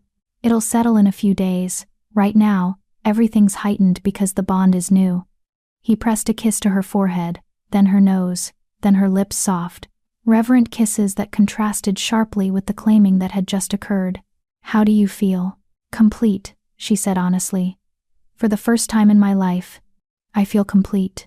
Teodoro's expression softened into something so tender it made her breath catch. Good. Because you are complete. You always were. You just needed someone to reflect that truth back at you. He rolled to the side, taking her with him so she was tucked against his chest. One of his hands came up to rest on her neck, right over the mark he'd left, a claiming bite that would identify her to every wolf they encountered as his mate. Luella traced her fingers over his own neck, where her much smaller bite mark sat. She'd marked him too, claimed him just as thoroughly. They were equals in this bond, regardless of pack rank or designation. "I'm sorry," she said quietly. "For making you wait. For fighting this so hard. Stop." Teodoro tilted her chin up. "You have nothing to apologize for. You needed time to feel safe. And I understand that. What matters is that you chose this eventually, that you chose me. How are you so understanding? Most alphas would be furious that their mate rejected them, even temporarily. Most alphas haven't been searching for their mate for 13 years. Most alphas haven't experienced the despair of thinking they might never find their other half." His thumb traced the bond mark on her neck, and she felt the gesture echo through their connection. "I would have waited 13 more years if that's what you needed. Because you're worth waiting for, Luella. You've always been worth it." The sincerity in his voice made something crack open in her chest, something that had been locked tight for so long she'd forgotten it was there. "I love you," she heard herself say. The words came out rushed, almost surprised. "I know it's too soon. I know we barely know each other, but I can feel it through the bond and I just—" Teodoro kissed her quiet. When he pulled back, he was smiling, a real smile that transformed his entire face. "I love you too," he said. "I've loved you since I saw you on that auction platform, looking terrified and defiant at the same time. I've loved you through every dinner, every conversation, every moment you pushed me away because you were too scared to let me close. And I'm going to love you for the rest of my life." Luella buried her face in his chest and let herself cry, not from sadness, but from the overwhelming relief of finally being chosen, being wanted, being loved for exactly who she was, broken parts and all. "We should probably get out of this room eventually," Teodoro said after her tears had subsided. "The pack is going to want to celebrate. There's a whole mating ceremony tradition we're supposed to follow." "Can we stay here for a few more hours?" Luella asked. "I'm not ready to share you yet." She felt his satisfaction through the bond before he even spoke. "We can stay as long as you want. The pack can wait. Right now, the only thing that matters is you and me." He pulled a blanket over them both, and Luella let herself relax completely for the first time since the auction. She was safe. She was loved. She was exactly where she was supposed to be. Her wolf, finally quiet, purred with contentment. "I told you," she seemed to say. "I told you he was ours." "You were right," Luella whispered. Teodoro stirred. "What?" "Nothing. Just talking to my wolf." "What's she saying?" "That she's insufferably smug about being right." Luella smiled against his chest. "Good. I want to meet her. Your wolf. I want to run with her under the full moon and show her what it means to be free." The promise in his words made her heart race, because she'd never shifted successfully, never experienced what it meant to run as a wolf. But with Teodoro beside her, with the bond strengthening her, maybe now she could. "Soon," she promised, "but not tonight. Tonight I just want this, you and me, and nothing else." "Then that's what you'll have," Teodoro said. "Tonight and every night after. For the rest of our lives. And for the first time in 7 years, Luella believed in forever." Chapter 7. Trials of Leadership. Luella woke to sunlight streaming through a window she didn't remember being there, and the warm weight of Teodoro's arm draped across her waist. For a disorienting moment, she forgot where she was. Then the memories crashed back, the heat, the choice, the claiming, and she felt her face flush with a mix of embarrassment and satisfaction. She was mated, permanently, irrevocably mated to an alpha who was currently snoring softly against her neck, his breath warm on her skin. The bond hummed between them like a living thing, feeding her sensations she was still learning to interpret. Contentment, protectiveness. And underneath it all, a bone-deep satisfaction that made her want to purr like a cat. "We did it," her wolf said smugly. "We finally claimed our mate." "You're very pleased with yourself," Luella whispered. "I have every right to be. I've been trying to wake you up for 7 years. Teodoro stirred at the sound of her voice, his arm tightening around her waist as he pulled her closer. "Morning," he mumbled, his voice rough with sleep. "You talking to your wolf? She's being insufferable. She earned it." He pressed a kiss to her shoulder, right above the claiming mark that would now identify her as his mate to every wolf who saw her. "How do you feel?" Luella took inventory. The fever was gone, The overwhelming need had subsided into something manageable, and her body felt different, stronger, more alive, like something that had been dormant for years had finally clicked into place. "Good," she said honestly. "Really good." "Is that normal?" Completing a bond has healing properties. Your body was fighting against years of neglect and suppression. Now that the bond is in place, you'll start recovering properly. He propped himself up on one elbow to look at her, his amber eyes soft. "Give it a few weeks, and you'll barely recognize yourself." "A few weeks?" "The bond takes time to fully settle. Right now, everything's new and intense. But gradually you'll adjust. Your wolf will get stronger, your senses will sharpen, and you'll probably go through a growth spurt as your body catches up to where it should have been all along." Luella stared at him. "A growth spurt? I'm 23, and you were malnourished and neglected for most of your life. Your body never fully matured because it didn't have the resources." His expression darkened. "The Clearwater Pack has a lot to answer for." Before Luella could respond, a knock sounded on the door, hesitant, almost apologetic. "Alpha?" Philip's voice carefully neutral. "The pack is asking about you. And Joni wants to check on Luella." Teodoro sighed. "We should probably face the world eventually. Do we have to?" He laughed, the sound vibrating through their bond in a way that made her smile. "Unfortunately, yes. Being alpha comes with responsibilities.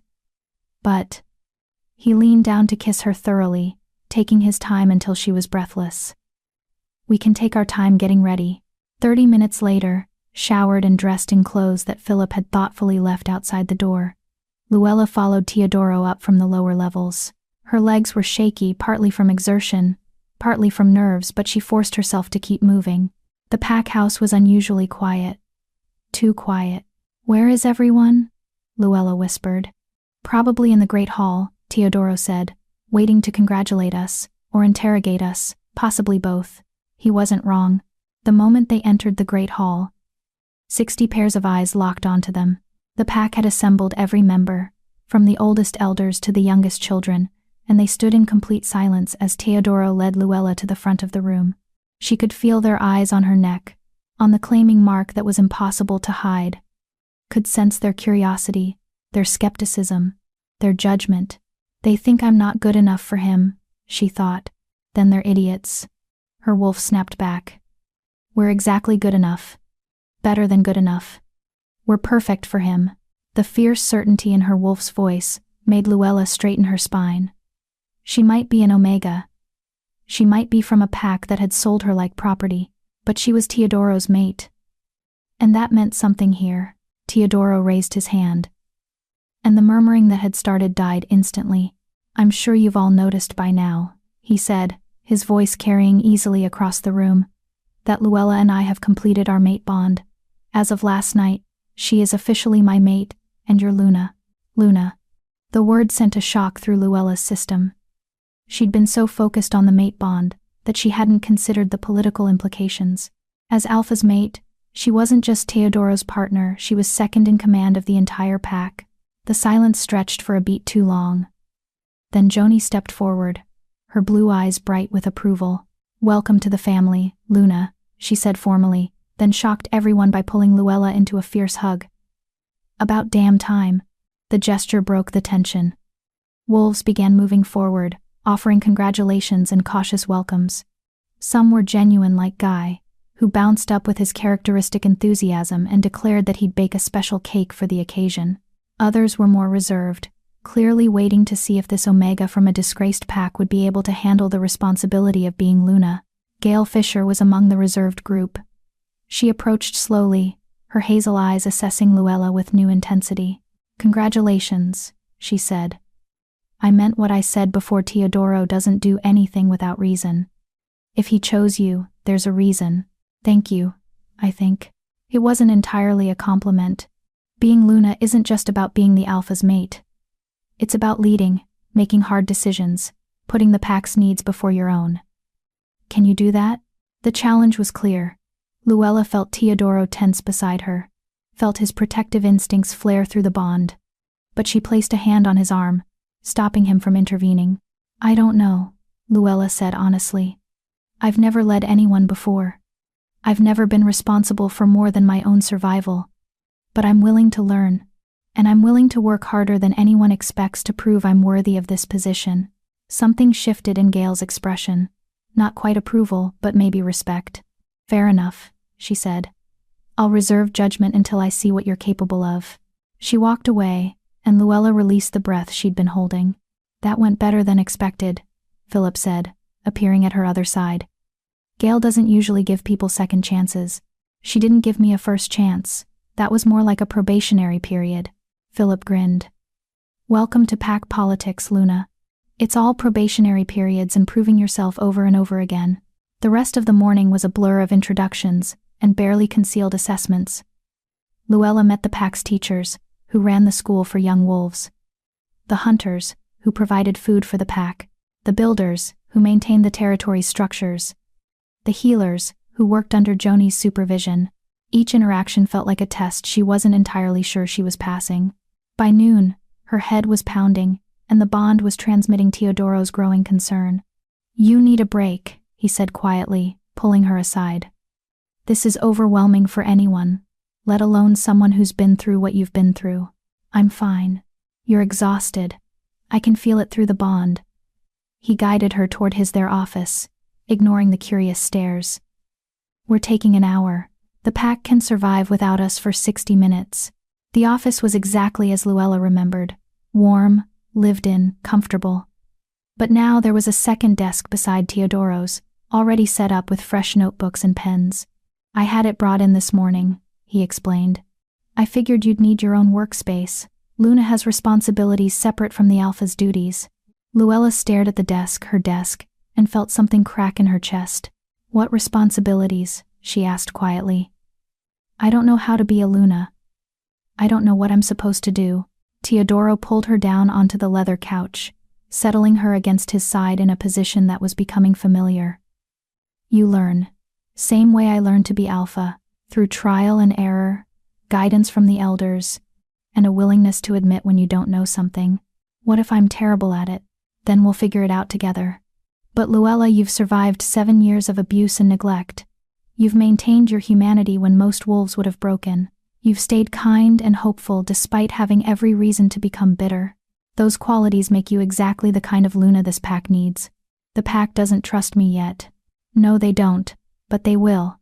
Once they see you're committed to their well-being, once you prove you're not going to abandon them, they'll trust you. It just takes time. He pressed a kiss to her temple. And I'll be beside you every step of the way. Through the bond, Luella felt his absolute certainty. He believed in her, even when she didn't believe in herself. What are Luna's responsibilities? She asked. Officially, you're second in command.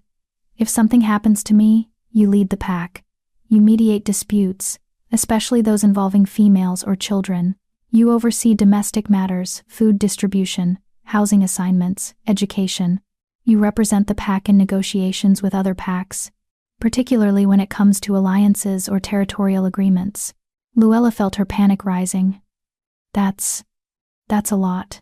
It is, but you don't have to master it all at once. We'll start small. Today, you're just going to rest and let the bond settle. Tomorrow, Joni can show you around the territory properly, introduce you to key pack members in smaller groups. Next week, you can start sitting in on disputes. Everything else can wait until you're ready. And if I'm never ready? Teodoro turned her to face him, his amber eyes serious. Then we'll find a different approach. Being Luna doesn't mean you have to fit into a predefined role. You can shape the position to match your strengths. If you're better at one aspect than another, we emphasize that. If you need to delegate certain responsibilities, we delegate. This isn't a dictatorship, Luella. It's a partnership. The word partnership settled something in her chest. Not a hierarchy where she was expected to submit, but a genuine collaboration where her input mattered. Okay, she said. I can try that. That's all I'm asking. For you to try. He pulled her closer, and she felt his contentment through the bond when she relaxed against him. Now, tell me what you're feeling through the bond right now. Luella closed her eyes and focused on the connection between them. It was easier now than it had been this morning, like her brain was learning a new language. You're worried about me, she said. but also happy. Really, really happy. And she concentrated harder. Protective. Fiercely protective. Like you'd fight anyone who threatened me. That's the alpha in me. It's instinctive when it comes to mates. I'd tear apart anyone who tried to hurt you. He said it so casually, like discussing the weather, but Luella felt the truth of it through the bond. He meant every word. What else? He prompted. You're hungry. No. Starving. When did you last eat? Yesterday afternoon. I've been locked in the lower levels since yesterday evening, remember? Guilt crashed through her. She'd been so focused on her own suffering that she hadn't considered his. I'm sorry. Stop apologizing. I chose to lock myself down there. And I'd do it again, if that's what you needed. He stood, pulling her up with him. But you're right that I'm starving.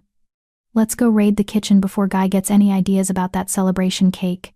The kitchen was mercifully empty, except for 2 women working on dinner preparations. They looked up when Luella and Teodoro entered, their expressions shifting from surprise to carefully neutral politeness. Alpha, Luna, the older woman said. Can we help you with something? Just looking for lunch, Teodoro said. Don't let us interrupt. But the women had already stopped working, clearly uncomfortable with the alpha and his new mate invading their space. Luella recognized the dynamic immediately. It was the same tension she'd experienced in Clearwater, where Omegas were expected to be invisible when higher-ranking wolves were present. Please, continue with what you were doing, Luella said gently. We're just going to make sandwiches. The younger woman, barely 20, with nervous energy glanced at her companion, then back at Luella. Luna, you don't need to make your own food. We can prepare something. I want to make it. Luella moved to the refrigerator, pulling out bread, cheese, and cold cuts. Besides, I like cooking. It's relaxing. That was a lie. She'd never particularly enjoyed cooking. But she recognized an opportunity to set a precedent. She wasn't going to be a Luna who expected to be waited on constantly. The 2 women exchanged glances, clearly uncertain how to handle an alpha pair who was making their own lunch. But gradually, they returned to their work, and the kitchen filled with the comfortable sounds of meal preparation. Teodoro watched her with amusement as she assembled sandwiches with more care than necessary. You're making a point, he said through the bond. Is it working? Yes. They're already less tense. You're good at this. At making sandwiches? At reading people and adjusting to make them comfortable. That's a valuable skill for a Luna. The praise warmed her more than it should have. She finished the sandwiches and turned to find both women watching her with something that looked almost like approval. Thank you for not disrupting our work, Luna, the older woman said. Most high-ranking wolves expect everyone to stop what they're doing and cater to them. I'm not most high-ranking wolves, Luella said. I'm an Omega who got lucky enough to find her mate.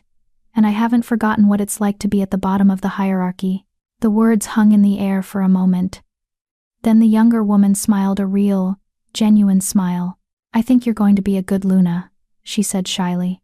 It was the first unqualified approval Luella had received all day, and it meant more than the woman probably realized. They ate lunch in Teodoro's office. Their office now discussing pack business that Luella barely understood but tried to follow anyway. Territory boundaries, patrol schedules, upcoming meetings with neighboring packs. There's a gathering next month, Teodoro said. All the regional alphas meet to discuss territorial disputes and alliance matters. You'll need to attend as my Luna.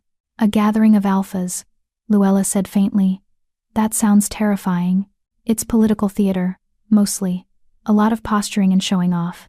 But it's important for them to meet you, to understand that Shadowpine now has a Luna and that we're a united front. What if I embarrass you? Teodoro set down his sandwich and took her hand. You couldn't embarrass me if you tried. But Luella, I need you to understand something. The other alphas are going to test you. They're going to see an Omega Luna from a disgraced pack and assume you're weak. They're going to push boundaries, make veiled insults, try to get a reaction. And what am I supposed to do? Stand your ground. Don't apologize for who you are. Remember that you're my mate, which means you're one of the most protected wolves in this region. Anyone who disrespects you is disrespecting me, and they know it. His amber eyes were fierce. You have power now, Luella. You just need to learn how to use it. Power. The word felt foreign in her mouth.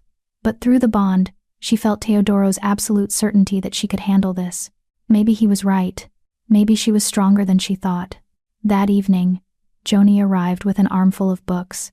"Luna training," she announced, dropping them on Luella's new desk. "Pack history, werewolf law, traditional ceremonies, diplomatic protocols. You've got a lot of reading ahead of you." Luella stared at the stack, at least 15 heavy volumes. "All of this? Just the basics. There's more in the library if you want to go deeper." Joni settled into one of the chairs, looking pleased with herself. "But don't worry, I'm not expecting you to memorize everything overnight. Think of this as a reference library for when questions come up." "What kind of questions?" "Everything from, what's the proper greeting for a visiting alpha, to, how do I mediate a dispute between two wolves who both think they're right?" Joni's expression turned serious. "Being Luna means being the pack's counselor, mediator, and sometimes therapist. Wolves will come to you with problems they don't feel comfortable bringing to Teodoro. You need to be prepared for that." The responsibility felt crushing. But before Luella could spiral into panic, Teodoro's hand landed on her shoulder, warm and grounding. "One step at a time," he reminded her. "You don't have to be perfect immediately. Listen to your mate," Joni said. "He's right. But Luella, I also want you to know, you're not alone in this. I've been Luna's advisor for 3 generations. If you have questions, if you need guidance, if you just need someone to vent to, I'm here. We all are. The pack wants you to succeed. Even the ones who don't trust me yet, especially them, because once you prove yourself, their loyalty will be absolute. Shadowpine wolves don't give trust easily, but once it's earned, it's unshakable." Joni stood, heading for the door. "Oh, and one more thing. Your heat will return in about 3 weeks. It'll be milder now that the bond is complete, but you should still prepare. Talk to Teodoro about how you want to handle it. Some mates prefer privacy. Others don't mind if pack business continues as usual." She left before Luella could respond, and the silence that followed was loaded with implications. 3 weeks, Luella said faintly. "We'll figure it out when it happens," Teodoro said. "For now, let's just focus on getting through today. Today. Just today." Luella could handle that. She hoped. Chapter 8. Ghosts from Clearwater. 3 days after completing the bond, Luella's old life came back to haunt her. She was in the library, struggling through a dense text on werewolf diplomatic protocols, when Philip burst through the door with an expression that made her stomach drop. "We have a problem," he said. "The Clearwater pack is here." Luella's book slipped from her fingers. "What?" "Alpha Gideon Martin and Beta Brock Cherry. They're at the border demanding an audience with Teodoro. They're claiming he stole pack property and they want restitution." "Pack property." They meant her.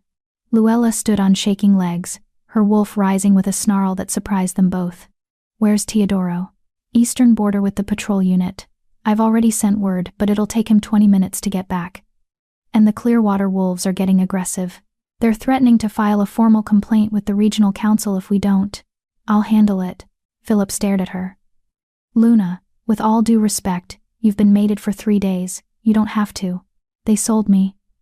Luella's voice came out harder than she'd intended, edged with the anger she'd been suppressing for days. "They called me barren and worthless and sold me to the highest bidder. And now they're calling me property? No. I'm handling this." Through the bond, she felt Teodoro's alarm spike, felt him change direction and start running toward the pack house at full speed. But she also felt something else. His reluctant pride that she was willing to stand her ground. "Be careful," his voice whispered through their connection. "Don't let them provoke you." "I won't. But I'm not hiding from them either." Philip looked like he wanted to argue but finally nodded. "I'll come with you. And I'm bringing Gale and 3 of our best fighters, just in case." The eastern border was a 15-minute drive through dense forest. Luella sat in the passenger seat of Philip's truck, her hands clenched in her lap to keep them from shaking. Through the bond, she could feel Teodoro getting closer, his wolf pushing him faster than should be possible. "Wait for me," he urged. "Don't engage until I'm there. I'm just going to talk to them. That's all. Luella, trust me. Please." The hesitation that came through the bond was palpable. But finally, I trust you. But if they threaten you, if they so much as look at you wrong, I want you to step back and let Philip handle it." Agreed. The border was marked by a line of ancient trees, their trunks carved with territorial symbols. On the Shadowpine side, 4 guards stood at attention, weapons visible but not drawn, and on the Clearwater side, Luella saw the 2 men who had shaped her nightmare. Alpha Gideon Martin looked exactly as she remembered, tall, broad-shouldered, with the kind of classic handsomeness that fooled people into thinking he was noble. His dark hair was streaked with premature gray, and his blue eyes held the same cold calculation they'd always had. Beside him, Beta Brock Cherry wore a smirk that made Luella's skin crawl. He was the one who'd tied her wrists with silver rope, who'd called her house-trained, who'd backhanded her when she dared to protest. "Well, well," Brock said as Luella emerged from the truck. "Look who it is. Come back to beg for forgiveness?" Luella forced herself to keep walking until she stood directly across from them, the borderline between her feet and theirs.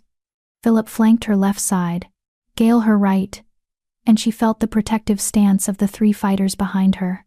"I'm not here to beg for anything," Luella said, her voice steadier than she felt. "I'm here because you're threatening my pack. And as Luna of Shadowpine, I'm asking you to state your business and leave." The title Luna made both men blink. Gideon recovered first, his expression shifting to something calculating. "Luna," he repeated. "So the rumors are true. The Barren Omega we sold for pocket change somehow convinced an alpha to mate her. Impressive." "Careful," Philip warned, his voice dropping into a growl. "That's your Luna you're speaking to. She's not my Luna. She's a wolf who was born into my pack, lived off my resources for 23 years, and was legally sold to settle a debt, which makes her my property until that debt is satisfied." Gideon's smile was cold. "And I don't believe a legitimate transaction occurred. I believe Alpha Wagner coerced Brock into accepting a lowball offer, which means the original debt stands." Luella felt her wolf surge forward, felt the power that had been dormant for so long finally waking up fully. "You're lying. Teodoro paid $3,000 in cash. Brock accepted it willingly and signed the transfer papers, under duress. An alpha's presence is inherently coercive to lower-ranking wolves. Any lawyer would argue the transaction was invalid." Gideon stepped closer to the border, and his eyes locked onto the claiming mark on Luella's neck. "But I'm willing to compromise, return to Clearwater, annul your mate bond, and I'll consider the matter settled." The audacity of it stole her breath. "You can't annul a completed mate bond," Gale said flatly. "Even you aren't that stupid." "Can't I? Bonds have been broken before under extreme circumstances, and I'd argue that coercion qualifies as extreme." Gideon's smile widened. "Of course, if the Luna refuses to cooperate, I'll have no choice but to file a formal complaint with the regional council. I'll demand a hearing, present evidence of Alpha Wagner's misconduct, and request that Shadowpine pay restitution for stolen property, say, $50,000. $50,000. 10 times what Teodoro had paid. "You're insane," Luella said. "I'm a businessman. And you, my dear, are a commodity that was undervalued at sale. Now that you've proven yourself fertile," "I never said I was fertile. You're an alpha's mate. Trust me, you're fertile. The Clearwater healers were clearly incompetent, which means we sold defective merchandise based on false information. That entitles me to compensation." Gideon's expression turned cruel. "Or you could just come home. Save everyone the trouble. We'd even be willing to take you back, find you a nice beta male who doesn't mind used goods." The growl that ripped from Luella's throat surprised everyone, including herself. It was pure wolf, pure rage, pure rejection of everything Gideon represented.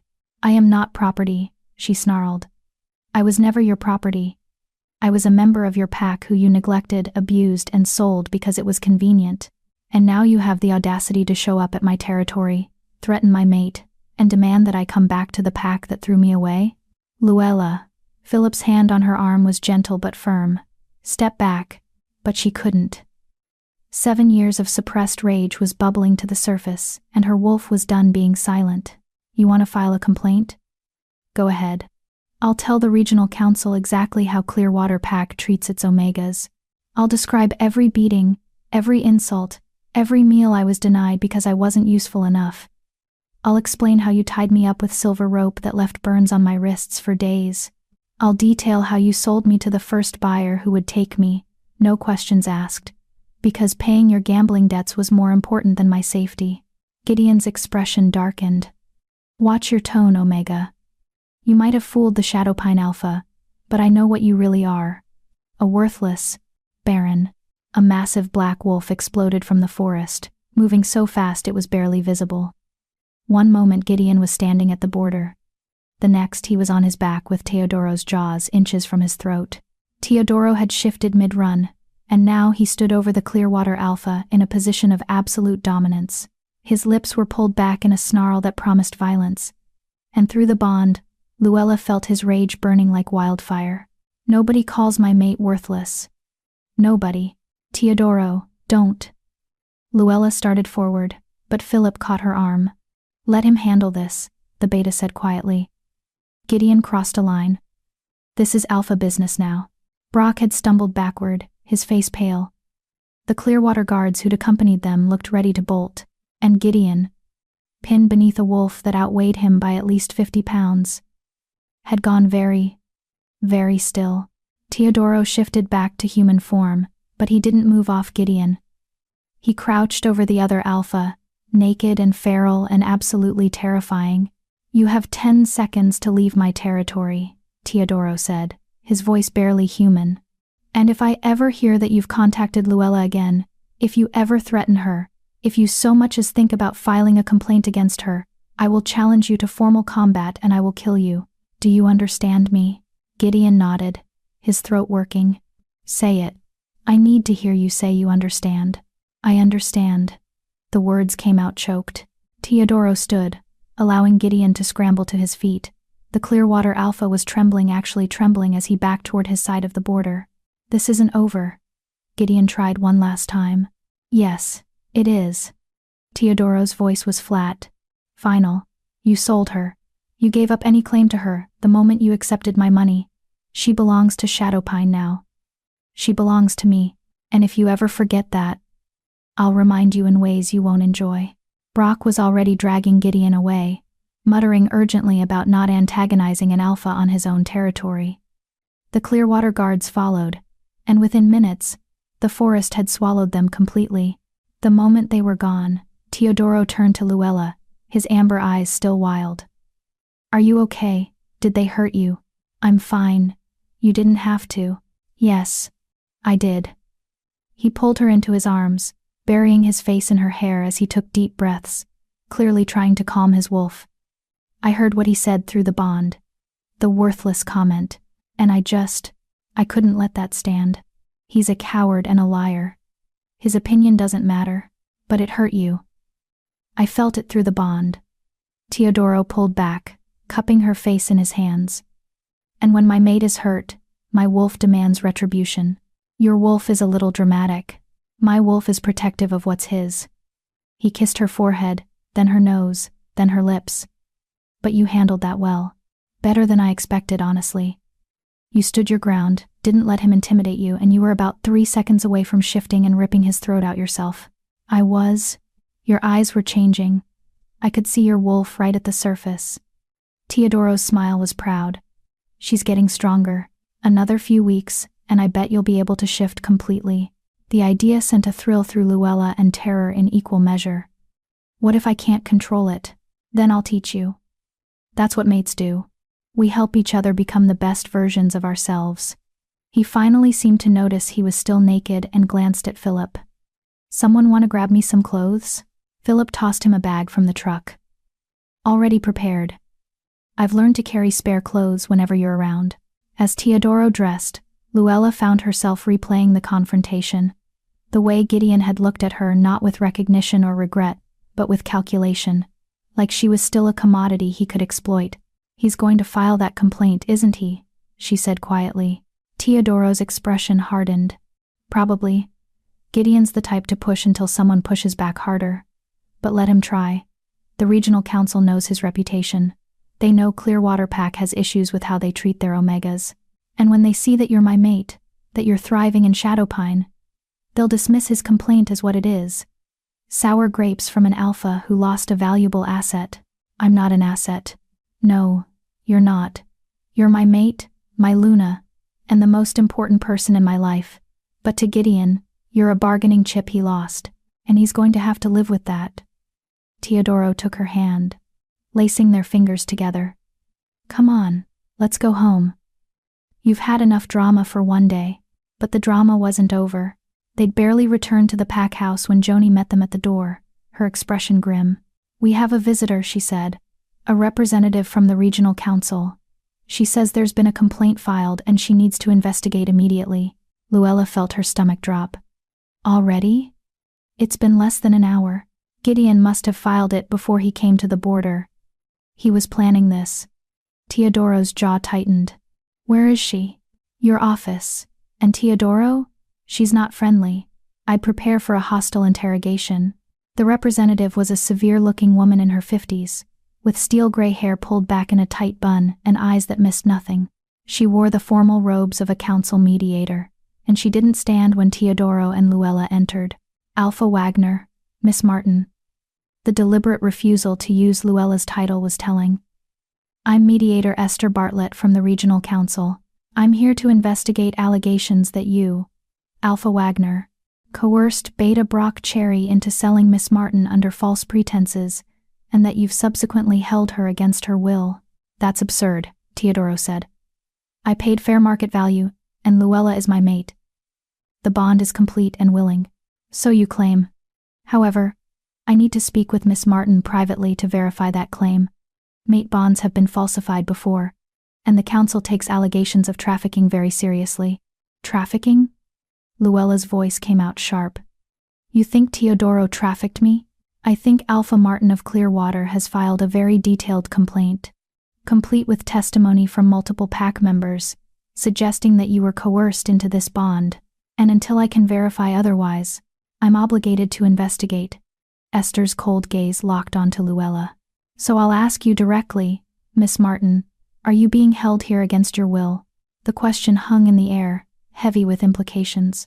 Luella felt Teodoro's worry through the bond, felt his desperate hope that she'd defend him, defend them, defend the bond that had changed everything. And she also felt the weight of what this woman was really asking. Is this real?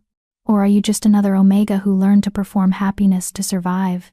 No, Luella said, her voice steady. I'm not being held against my will. I'm exactly where I want to be. Esther's expression didn't change. Then you won't mind answering some questions. In private. Without your mate present to influence your responses. Through the bond, Luella felt Teodoro's instinct to refuse, to keep her close, to protect her from this woman's interrogation. But she also felt his understanding, that refusing would only make them look guilty. It's okay, Luella said quietly. I'll talk to her. Luella. I'll be fine. Go check on the pack. I'll handle this. Teodoro hesitated, then nodded.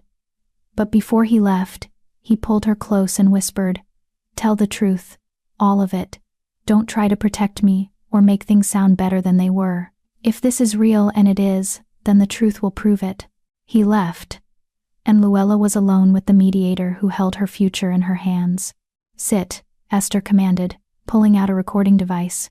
This interview will be documented and submitted to the regional council as part of the formal investigation. Do you consent to being recorded? Yes. State your full name for the record. Luella Martin. And you claim to be the willing mate of Alpha Teodoro Wagner of Shadowpine Pack? I don't claim to be. I am his mate. The bond is complete and willing. Luella met Esther's cold gaze. And before you ask more questions, I want you to understand something. I was sold by the Clearwater Pack. Not rescued. Not transferred. Sold. Like property. And Teodoro bought me to save me from a worse fate. Everything that came after was my choice. Esther's pen stilled on her notepad. Explain. And Luella did. She explained everything. The years of neglect in Clearwater. The false diagnosis of barrenness. The auction where she was sold to pay Gideon's gambling debts. She described Teodoro's patience, his willingness to give her time, the suppressants she'd taken because she was terrified of the bond. She left nothing out. Not her fear, not her mistakes, not the moments when she'd pushed Teodoro away because she was too damaged to believe someone could love her. When she finished, Esther was quiet for a long moment. "That's quite a story," the mediator finally said. "It's the truth. And you expect me to believe that an alpha paid $3,000 for a supposedly barren omega out of the goodness of his heart? No, I expect you to believe he paid $3,000 for his mate. Because he could sense the bond, even when I couldn't. Because he was willing to take a risk on someone everyone else had given up on." Luella leaned forward. "And I expect you to recognize that Clearwater Pack has a pattern of abusing their omegas and selling them when they become inconvenient. I'm not the first, Mediator Bartlett. I'm just the first one who ended up somewhere safe enough to speak out." Something flickered in Esther's expression. Not quite sympathy, but maybe understanding. "Show me your wrists," she said abruptly. Luella held out her hands, and Esther examined the faint silver scars that still marked her skin from the auction rope. "These are relatively recent," Esther said quietly. "Within the last 2 weeks. 10 days, actually, from when Brock Sherry tied me up for the auction. He said the rope wasn't necessary, but he enjoyed the theater of it." Esther made a note, her pen moving quickly. "And the claiming mark on your neck. May I examine it?" Luella tilted her head, exposing the bite mark that would forever identify her as Teodoro's mate. Esther leaned close, studying it with a healer's eye. "This is a true mate mark," she said almost to herself. "The scar pattern, the placement, the depth, this can't be faked. You are genuinely bonded to Alpha Wagner. I know. I tried to tell you. But that doesn't mean the bond was formed under ideal circumstances. Mate bonds can form even in coercive situations, especially when one party is vulnerable." Esther sat back, her expression thoughtful. "However, based on your testimony and the physical evidence, I'm inclined to believe your version of events, which means Clearwater Pack has some very serious questions to answer." Relief flooded through Luella, so intense she felt dizzy. "So you're not going to separate us?" "No. But I'm going to recommend a full investigation into Clearwater Pack's treatment of their omegas. If what you're saying is true, and I believe it is, then Alpha Martin has been operating outside council regulations for years. That's a serious violation that could result in sanctions, fines, or even removal from leadership." The idea of Gideon losing his position as Alpha was so satisfying that Luella almost smiled. "What happens now?" "Now I write my report, submit it to the council, and recommend that the complaint against Alpha Wagner be dismissed.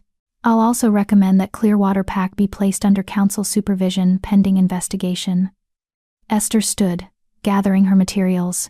"For what it's worth, Miss Martin, Luna Martin, I'm sorry for what you've been through. And I'm glad you found your way to a pack that values you." The acknowledgement of her title Luna felt like a victory. When Esther left, Luella found Teodoro pacing in the hallway, his anxiety palpable through the bond. The moment he saw her, he pulled her into his arms. "How did it go?" he asked. "She believed me. She's dismissing the complaint and investigating Clearwater instead." The relief that flooded through the bond was overwhelming. Teodoro buried his face in her hair, his whole body shaking slightly. "I was so scared," he admitted, "that she'd take you away. That the council would side with Gideon because he's an established alpha, and I'm..." He trailed off. "You're what?" "I'm an alpha who bought his mate at an auction. It doesn't exactly look good on paper." Luella pulled back to look at him. "But you didn't buy me because you wanted property. You bought me because you wanted to save me. There's a difference. The council doesn't always see differences. They see rules and regulations and precedent." His amber eyes were troubled. What if next time someone files a complaint, the mediator isn't as understanding? What if, then we'll deal with it together. Luella cupped his face, forcing him to meet her eyes. "But Teodoro, you need to stop expecting the worst. We're mated. We're bonded. We're building a life together. And no complaint, no investigation, no bitter ex-alpha is going to change that." He kissed her then, hard and desperate, and full of relief. When they finally broke apart, he was smiling. "You're right," he said. "I'm being paranoid. You're being protective. It's different." She took his hand, lacing their fingers together. "Now come on. I want to celebrate not being separated by showing you exactly how grateful I am that you're my mate." The heat that flared through the bond made her blush. "Luna Martin," Teodoro said with mock seriousness. "Are you propositioning your alpha?" "Yes. Is that allowed?" "It's encouraged." He swept her up into his arms, carrying her toward their rooms while she laughed. "Highly encouraged." Behind them, Philip called out, "Should I cancel your afternoon meetings?" "Cancel everything," Teodoro shouted back. "The Luna and I are busy." And for the first time since the auction, Luella felt completely perfectly safe. Chapter 9. The Shift. 2 weeks after Gideon's failed complaint, Luella woke to a sensation she'd never experienced before. Her wolf clawing at the inside of her skin, demanding to be let out. It wasn't painful, exactly. More like an overwhelming pressure. As if something that had been compressed for too long was finally demanding space. She could feel her wolf's presence more clearly than ever, not as a separate entity but as an integral part of herself that had been dormant for 23 years. "Today," her wolf said with absolute certainty. "Today we shift." Luella sat up slowly, careful not to wake Teodoro, though she felt his consciousness stirring through the bond. The pre-dawn light filtered through the curtains, casting their bedroom in shades of gray and gold. She moved to the window and looked out at the Shadowpine territory. Somewhere in that forest, wolves were finishing their night patrol, returning to their human forms to sleep before the new day began. They made it look so easy, the shift from human to wolf and back again, as natural as breathing. For Luella, it had always been impossible. The one truth she'd accepted about herself, even more fundamental than her supposed barrenness. She couldn't shift. She was broken in a way that went beyond fertility, broken at the very core of what it meant to be a werewolf. Except she wasn't broken. She never had been. "You were suppressed," her wolf reminded her. "Starved, neglected, abused into silence. But I was always here, always waiting. I'm scared," Luella whispered to the window, to herself, to the wolf pressing against her consciousness. "I know. But you don't have to be scared anymore. We're safe now. We're strong now. And we're ready." Arms wrapped around her waist from behind, and Teodoro's chin came to rest on her shoulder. Through the bond, she felt his wakefulness, his awareness of what was happening. "She's ready," he said quietly. "Not a question. Yes. But I don't know if I am. You are. You've been ready for weeks, you just didn't realize it." He pressed a kiss to her neck, right above the mate mark. "Your wolf has been getting stronger every day. I can sense it. The way you move, the way you react to things, even the way you smell, it's all changing. You're becoming who you were always meant to be." Luella turned in his arms to face him. "What if I can't control it? What if I shift and I can't shift back? What if it's the most natural thing you've ever done?" Teodoro's amber eyes were gentle. "What if your wolf has been waiting so long that the moment you finally let her out, everything just clicks into place? You really believe that?" "I know it. Because I can feel your wolf through the bond. And she's not some wild, uncontrollable force. She's you, Luella. The part of you that's been locked away and silenced for so long that you forgot she existed. But she's not separate from you. She is you." The words settled something in Luella's chest. Her wolf wasn't something to be feared or controlled. She was just another aspect of herself, the part that had been denied expression for 23 years. "Will you help me?" Luella asked. "I don't know how to do this on my own." "Of course. That's what mates do." Teodoro took her hand. "Get dressed. We're going to the northern meadow. It's private, secure, and far enough from the pack house that you won't feel pressured by an audience." The northern meadow was exactly as Teodoro had described it during their early courtship. A wide expanse of grassland surrounded by dense forest, with a small creek running along one edge. The sun was just beginning to rise, painting the sky in shades of pink and orange. Philip was waiting for them, along with Joni. The beta and the healer stood at a respectful distance, giving them space but ready to help if needed. "You told them?" Luella asked. "I told Philip." "Who told Joni?" "She's a healer, she should be here in case something goes wrong." "And Philip?" Teodoro glanced at his beta, with a small smile. "Philip's been my best friend since we were 8. If something's important to me, he's there. That's just how it works." The simple declaration of friendship made Luella's throat tight. In Clearwater, she'd never had friends. never had anyone who showed up just because they cared. "Are you ready?" Teodoro asked. "No. But let's do it anyway." He led her to the center of the meadow, where the grass was soft beneath her bare feet. She'd changed into loose clothing that could be easily removed, a tank top and sweatpants that Philip had brought along with several towels and blankets. "First shift is different for everyone," Teodoro explained, his voice calm and instructive. "For some people, it happens in seconds. For others, it takes hours. There's no right or wrong way to do it. The key is to stop fighting your wolf and let her guide you." "How do I do that?" "Close your eyes. Focus on the bond between you and your wolf. Feel where she is in your consciousness." He moved behind her, his hands coming to rest on her shoulders. "Now ask her what she needs." Luella closed her eyes and did as he instructed. It was easier now than it would have been weeks ago. The bond with her wolf had been strengthening daily, and she could feel her presence clearly, not as a separate voice, but as an instinct, a knowing that lived somewhere beneath rational thought. "What do you need?" she asked silently. Her wolf's answer was immediate: freedom, release, permission to exist. "She needs me to let go," Luella said aloud. "Then let go." Teodoro's hands squeezed her shoulders gently. "I'm right here. You're safe. Let your wolf out." It should have been harder. Everything Luella had been taught about shifting suggested it required intense concentration, perfect control, years of practice. But the moment she gave her wolf permission, the moment she stopped fighting and started trusting, everything else fell away. The shift began in her chest, a warmth that spread outward like ripples on water. She felt her bones begin to change, restructuring themselves in ways that should have been agonizing but somehow weren't. Her muscles stretched and reformed. Her senses sharpened until she could smell everything. Teodoro's pine and earth scent, Philip's nervous energy, Joni's calm curiosity, the rabbits hiding in the forest edge, the fish in the creek. And then she was falling forward, except she wasn't falling, she was changing positions, dropping to 4 legs that felt more natural than 2 ever had. When she opened her eyes, the world looked different. Colors were muted, but movement was sharper. Sounds were clearer. And she was small, so much smaller than she'd expected.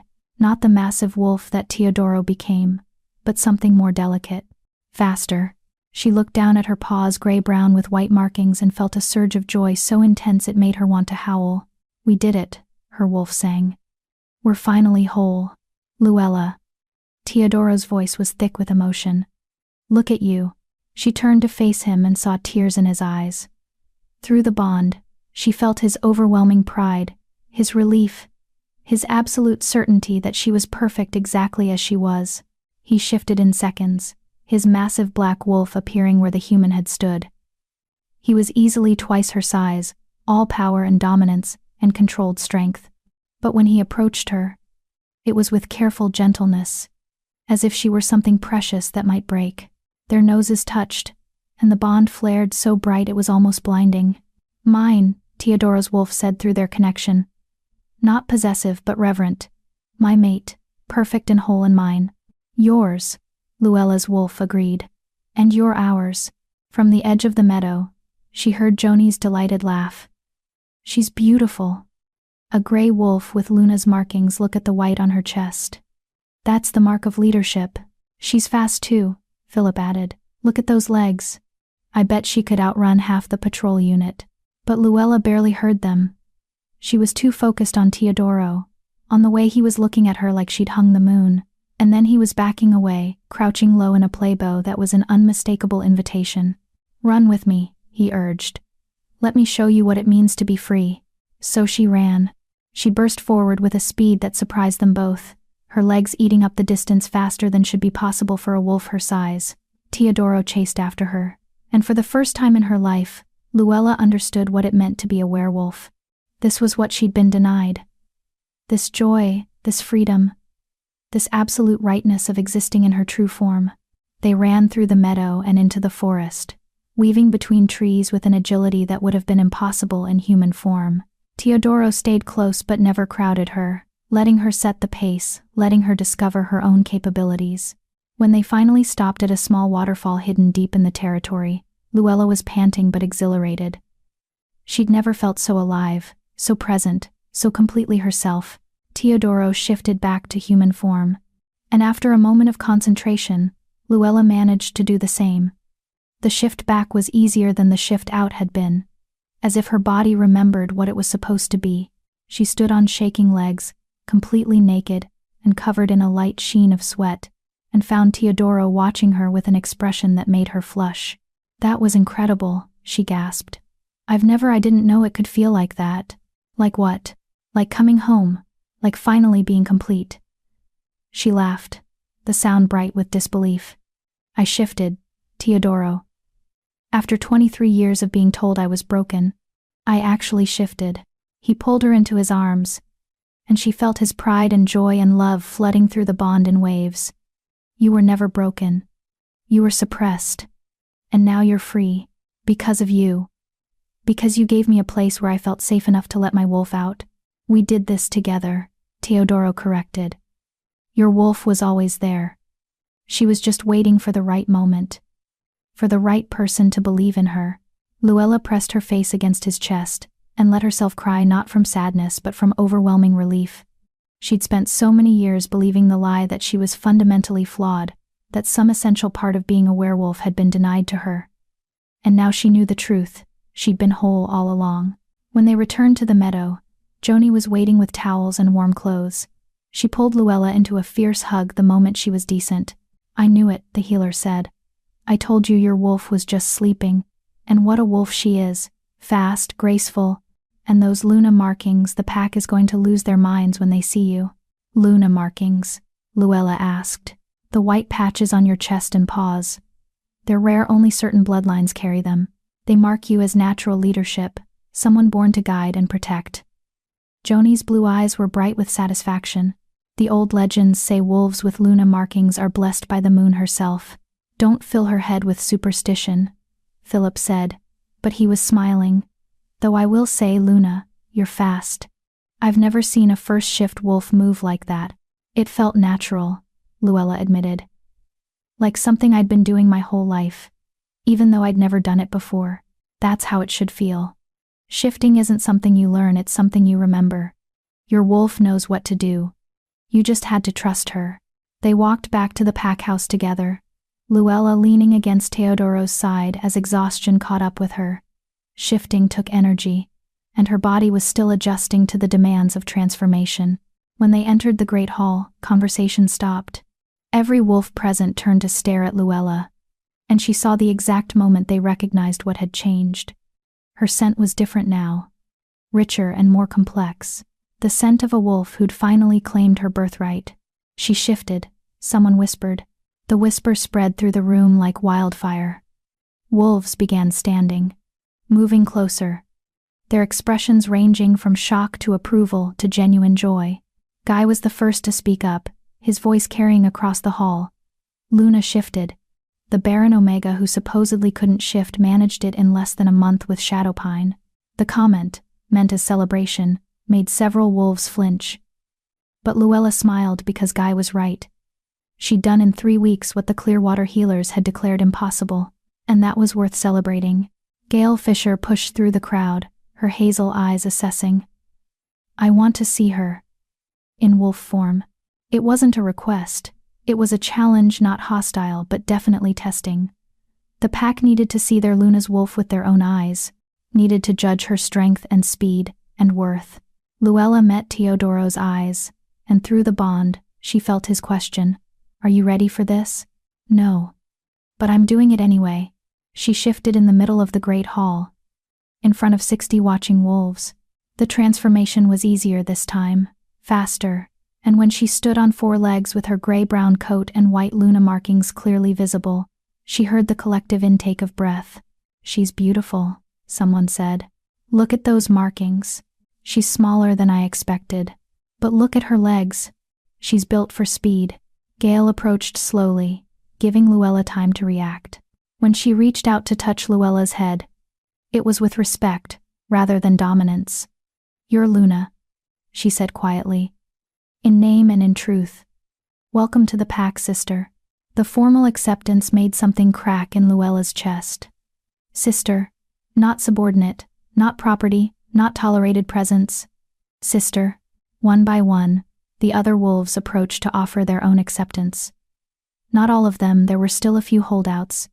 Wolves who weren't sure an outsider deserved their Luna's position, but enough that Luella felt the shift in pack dynamics. She was no longer just Teodoro's mate. She was their Luna. And she'd proven herself worthy of the title.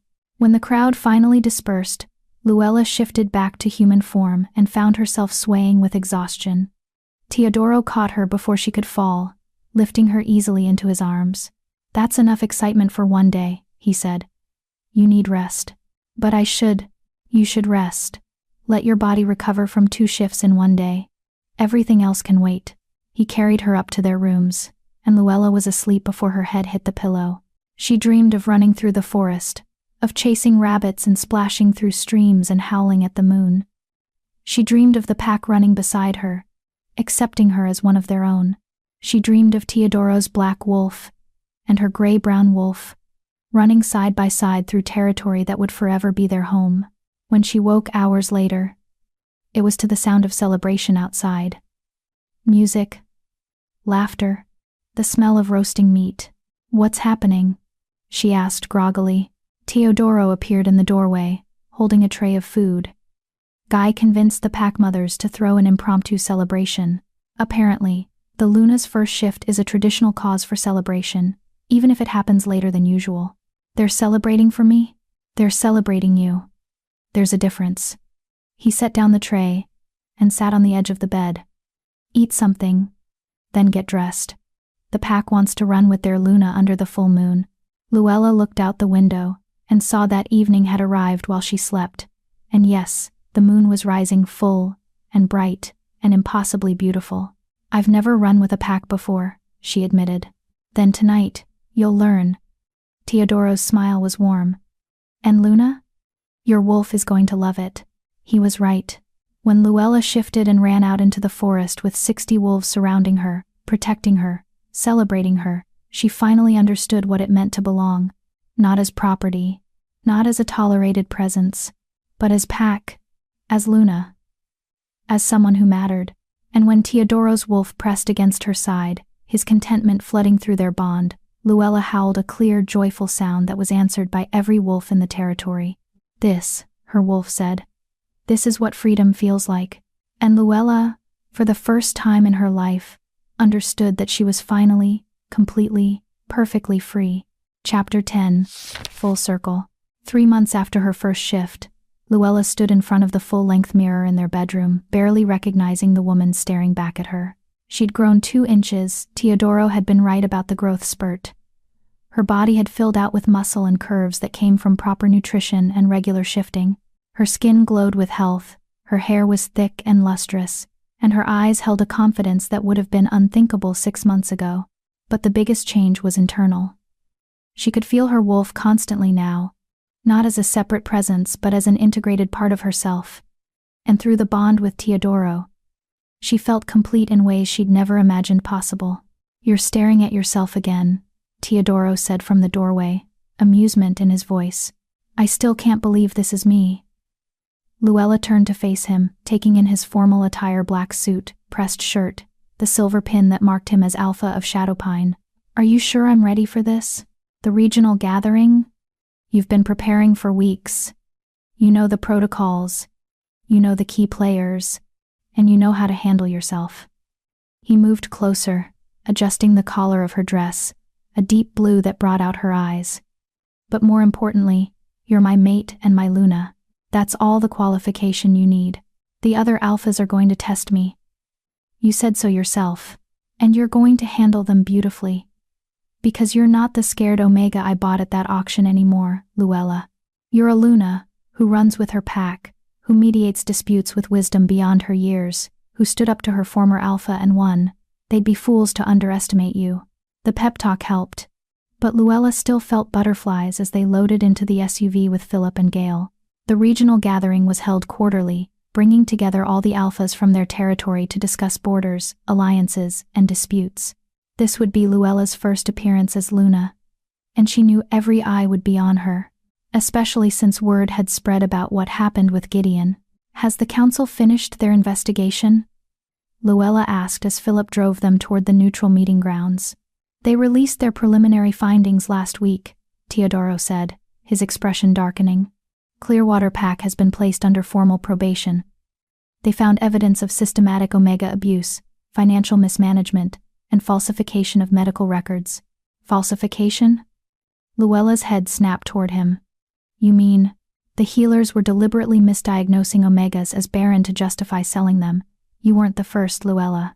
You were just the first one who ended up somewhere safe enough to speak out. His jaw tightened. Gideon's been removed as Alpha pending a full tribunal. His beta, Brock, has been banned from holding any leadership position in any pack. The news should have felt like victory.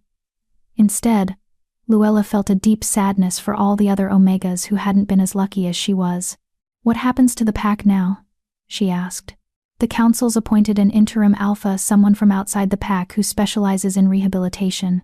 They'll restructure Clearwater's leadership, retrain the healers, and hopefully prevent this from happening again. And the Omegas who were sold? We're trying to track them down. Some have died, others have disappeared into human society, but the ones we can find we're offering sanctuary and support. Teodoro took her hand. Actually, I was hoping you'd be willing to lead that initiative. They'll need someone who understands what they've been through. Someone who can help them heal. The request made Luella's throat tight. You want me to help them? I want you to use your experience to prevent others from suffering the way you did. If you're willing. Of course I'm willing. When do we start? After the gathering. I didn't want to overwhelm you with too much at once. He squeezed her hand. But Luella, I'm so proud of you. You've taken everything terrible that happened to you and transformed it into strength. That's what makes you an exceptional Luna. The regional gathering was held in a massive lodge on neutral territory, large enough to accommodate 200 wolves from a dozen different packs. When Luella and Teodoro entered, conversation didn't stop exactly, but it definitely quieted. Every Alpha in the room turned to look at them, to look at her. Luella lifted her chin and met their stares head-on. She was Luna of Shadowpine. She belonged here. Alpha Wagner. The greeting came from a tall woman with silver-streaked hair and the bearing of someone used to command. And this must be your Luna. I'm Alpha Annette Matthews of Riverbend Pack. I've heard interesting things about you, young lady. All terrible, I'm sure, Luella said with a small smile. Annette laughed, a genuine sound that eased some of the tension. Actually, I heard you stood up to Gideon Martin and made him look like a fool. That alone makes you interesting. The fact that you shifted for the first time at 23 and still managed Luna markings makes you remarkable. You're too kind. I'm not kind. I'm honest. There's a difference. Annette's sharp eyes assessed her. You and I should talk later. I have some questions about this Omega rehabilitation initiative I hear Shadowpine is planning. Before Luella could respond, another Alpha approached this one male, probably in his 50s, with a scar across his face and cold eyes that reminded her uncomfortably of Gideon. So this is the famous Baron Omega, he said. The one who convinced an Alpha to mate her despite being worthless. Impressive deception. The insult hung in the air like smoke. Teodoro's hand tightened on Luella's waist, and through the bond, she felt his wolf rising. But she also felt his restraint, his willingness to let her handle this herself. I'm Luna Luella Martin of Shadowpine Pack, she said calmly. And you are? Alpha Tom Ward of Ironwood. I knew Gideon Martin for 20 years. Good man, good leader. Shame what you did to him. Shame what I did? Luella's voice stayed level despite her anger. I didn't falsify medical records. I didn't abuse Omegas. I didn't sell pack members to pay gambling debts. All I did was survive and tell the truth. If that destroyed Gideon's reputation, perhaps he shouldn't have built it on lies. Tom's expression darkened. Watch your tone, Omega. You might be wearing a Luna's title, but we all know what you really are. She's my mate. Teodoro's voice dropped into that Alpha register that made every wolf in the room straighten. She's Luna of Shadowpine, second only to me in authority. And if you disrespect her again, Alpha Ward, I will challenge you to formal combat, and I will end you. Do you understand me? The threat was unmistakable. Tom paled slightly but held his ground. This is neutral territory. You can't challenge me here. No, but I can challenge you the moment we leave. And I will, unless you apologize to my mate. Now, the silence that followed was absolute. Every alpha in the room was watching, judging, waiting to see how this would play out. Tom looked at Luella, his expression resentful but resigned. "My apologies, Luna Martin." I spoke out of turn. It wasn't sincere, but it was an apology. Luella nodded, accepting it graciously even though she wanted to shift and show him exactly how barren and worthless she was. "Apology accepted," she said coolly. Tom walked away quickly, and the tension in the room eased. But Luella noticed several other alphas watching her with new interest, some approving, some calculating. "Well handled," Annette said quietly, reappearing at her elbow. "Tom's been Gideon's friend for years. He's taking the investigation personally. But you held your ground without losing your temper. That's the mark of a good Luna." "I wanted to lose my temper," Luella admitted. "We all want to lose our tempers. The trick is not doing it." Annette's smile was knowing. "Come, let me introduce you to the alphas who matter, the ones who'll judge you on your merit, rather than your origin." The gathering itself was a mix of boring bureaucracy and tense negotiations. Territorial disputes were mediated, alliances were confirmed or dissolved, and grievances were aired in formal settings that felt more like courtroom proceedings than pack business. But through it all, Luella found herself settling into the role of Luna in ways she hadn't expected. She mediated a dispute between two female wolves over territory boundaries, using logic and empathy to find a compromise both could accept. She discussed educational programs with the alphas who prioritized learning for young wolves. She even found herself advising a newly mated alpha couple on how to integrate the female into a pack that didn't trust outsiders. "You're a natural at this," Philip said during a break. "Watching you work a room is like watching Teodoro. You have the same instinct for reading people and finding common ground. I'm just doing what feels right. That's what makes you good at it. You're not performing, you're genuinely trying to help." He grinned. "The other Lunas are impressed. I overheard 3 of them talking about how refreshing it is to have a Luna who actually listens instead of just posturing." The compliment warmed her, but Luella's attention was pulled away by a commotion near the entrance. The guards were preventing someone from entering, and raised voices suggested an argument was escalating. "What's happening?" Luella asked. "Not sure. Stay here." But Luella was already moving toward the disturbance, Teodoro appearing at her side as they pushed through the crowd. At the entrance stood 3 women, all Omegas by their scent, all thin and frightened and clearly desperate. The guards were trying to turn them away, but one of the women was arguing persistently.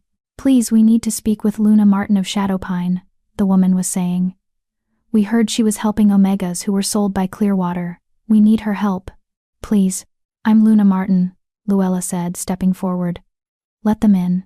The guards looked uncertain but stepped aside at Teodoro's nod. The 3 women practically collapsed in relief, and Luella guided them to a quiet corner away from the crowd. "What are your names?" she asked gently. "I'm Shelia Stanton," the leader said. "This is Pam Barry and Brooke Knox. We were all sold by Clearwater Pack within the last 3 years. We heard about the investigation, about what you said at the hearing. We hoped maybe you could help us." "Help you how?" Shelia's eyes filled with tears. "We want to go home. Or at least somewhere safe. The packs we were sold to, they're not good places. We're not mates, we're servants. Property. We thought if we could find you, maybe you'd understand." Luella felt something crack in her chest.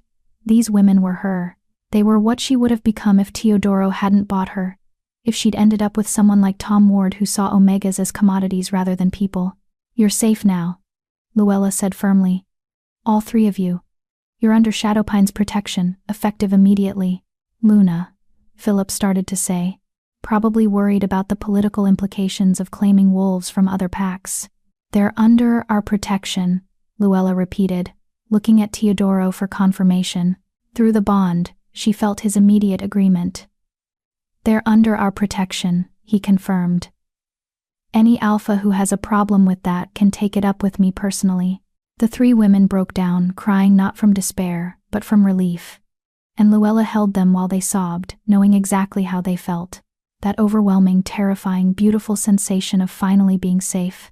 The incident caused ripples through the gathering. 2 of the women had been sold to alphas present at the meeting, and both were furious about losing their property. But when Teodoro offered to reimburse them for their purchase price at current market rates, not the discounted rates they'd paid for, supposedly Barren Omegas both backed down quickly. Money could be replaced. Pride could not. By the end of the gathering, Luella had spoken with 7 more Omegas who'd been sold by Clearwater or other abusive packs.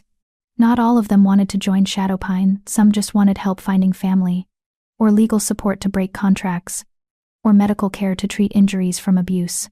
But they all wanted someone to listen, someone to believe them, someone to care.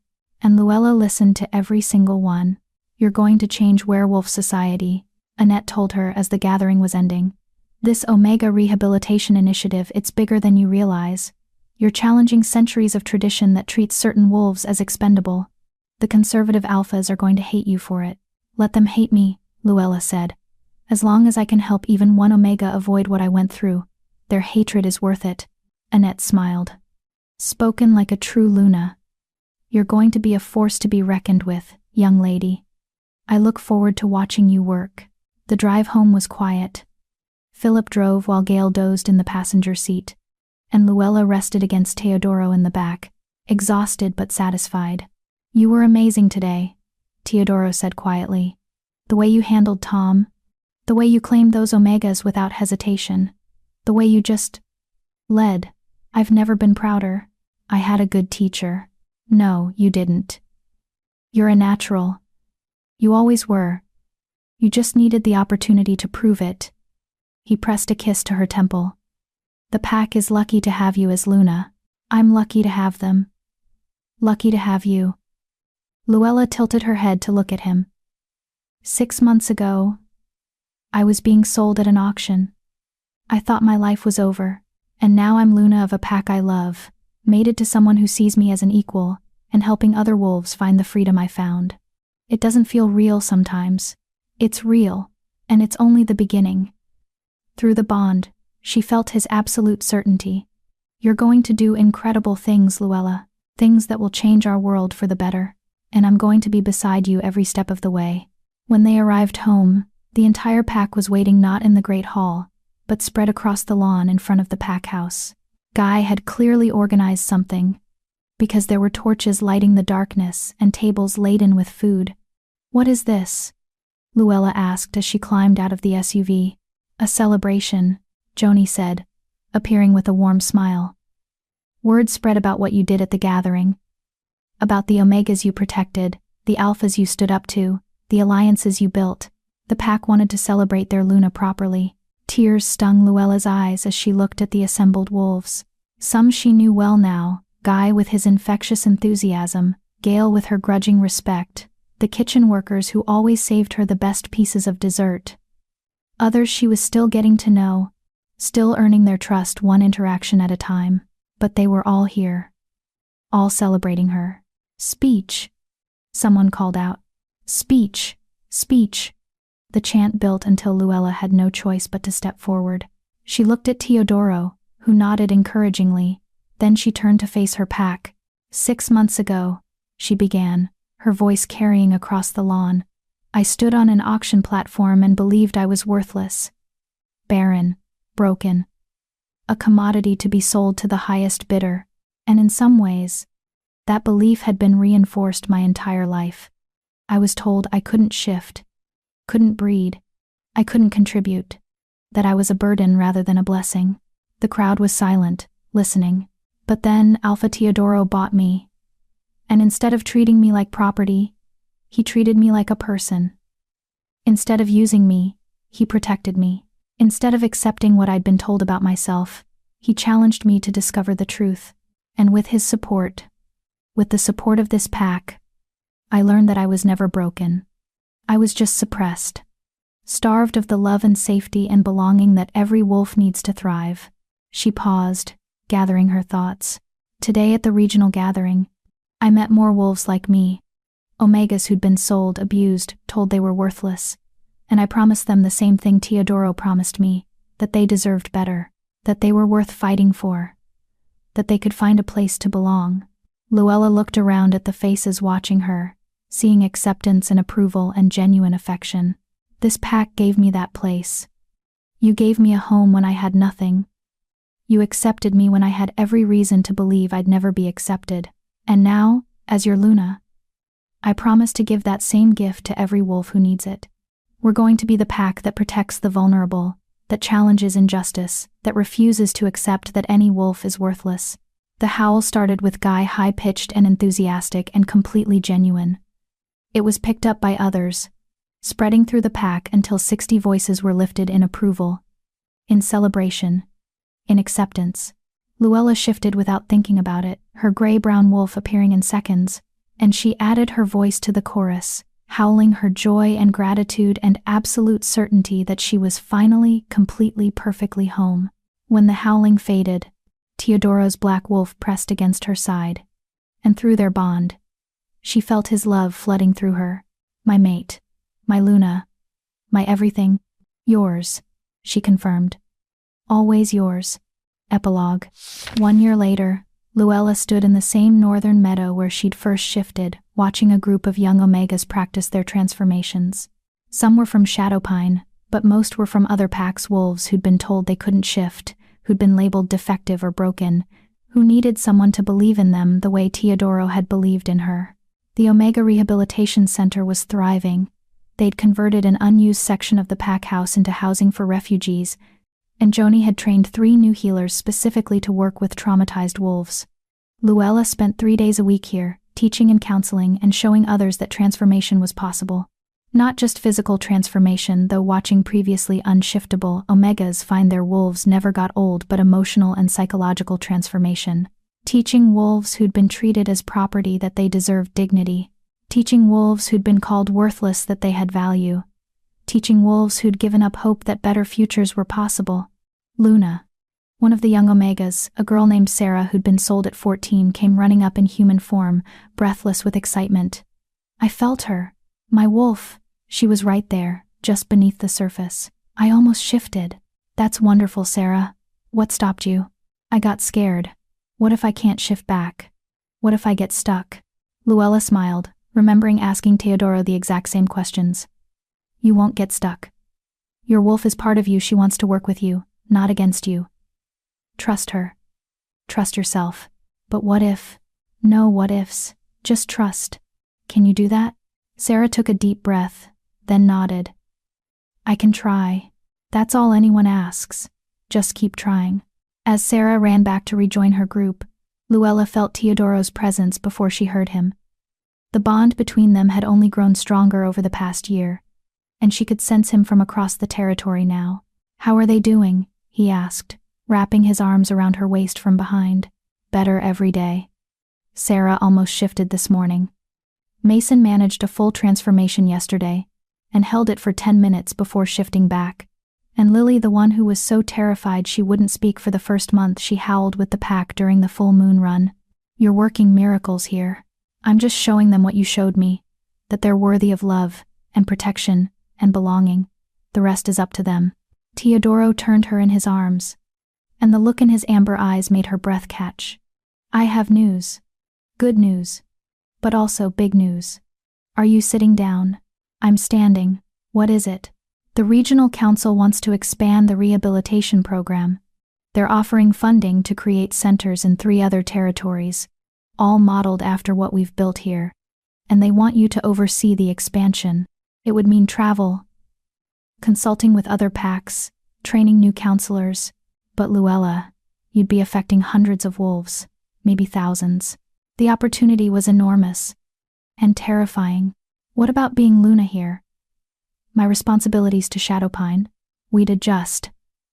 Philip can handle more of the day-to-day operations. I'd travel with you when possible. And the pack would understand they're proud of what you're doing. They want to share it with the world. Luella looked back at the group of young Omegas practicing their shifts, at the future she was helping them build. Then she looked at Teodoro, at the mate who'd made all of this possible. Okay, she said. Let's do it. Let's change the world.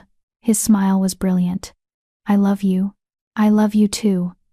Even though you keep giving me impossible tasks, they're only impossible until you accomplish them. Then they're just impressive. He pressed a kiss to her forehead. Oh, and one more thing. There's another reason I wanted to find you this morning. What reason? Joni ran some tests yesterday. The ones you asked for. His hand came to rest on her stomach, and through the bond, she felt his overwhelming joy mixed with nervous anticipation. You're pregnant, Luella. We're gonna have a pup. The world tilted. Pregnant. The word that had been used as a weapon against her for so long, the impossibility that had defined her entire life, the dream she'd given up on. Are you sure? She whispered. Joni's sure. 3 different tests, all positive. You're about 6 weeks along. Teodoro's eyes searched hers. How do you feel about that? Luella placed her hand over his, feeling the warmth of his palm against her still flat stomach. Somewhere in there, a tiny life was beginning. A pup who would grow up knowing they were wanted, loved, cherished. A pup who would never doubt their worth or their place in the world. I feel complete, she said through tears. I feel like everything I went through, all the pain and suffering and fear, it was all leading me here. To you, to our pack, to this moment. Teodoro kissed her then, deep and thorough and full of promise. When they broke apart, he rested his forehead against hers. You know what this means, right? He said. What? The Clearwater healers who declared you barren are going to lose their licenses. There's no recovering from being that wrong about something so fundamental. Luella laughed, a bright, joyful sound that scared birds from the nearby trees. Good. Maybe it'll make other healers more careful before they destroy someone's entire life with a false diagnosis. Spoken like a true Luna. Teodoro pulled her close, and she felt his contentment through the bond. We should tell the pack tonight. They'll want to celebrate. Another celebration? Guy's going to run out of cake recipes. Guy will never run out of cake recipes. He's been planning your pregnancy announcement party since the day we mated. He's just been waiting for it to be relevant. They walked back toward the pack house hand in hand, and Luella took a moment to appreciate the journey that had brought her here.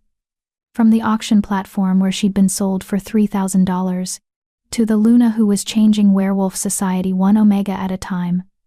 From the Barren wolf who couldn't shift, to the mother-to-be who ran with her pack under the full moon. She'd been called worthless, broken, property, but she'd proven them all wrong. She was valued, whole, free, and she was exactly where she was meant to be. Dear viewers, as we reach the end of Luella's journey from sold Omega to powerful Luna, I want to ask you something. If you had been in Luella's position, scared, broken, and offered a chance at something that seemed too good to be true, would you have had the courage to take the leap? Sometimes the hardest choices lead to the most beautiful transformations. If this story moved you, touched your heart, or reminded you that second chances are real, please hit that like button. Your support means the world. What was your favorite moment from Luella's story? Drop it in the comments below. I read every single one. Until next time.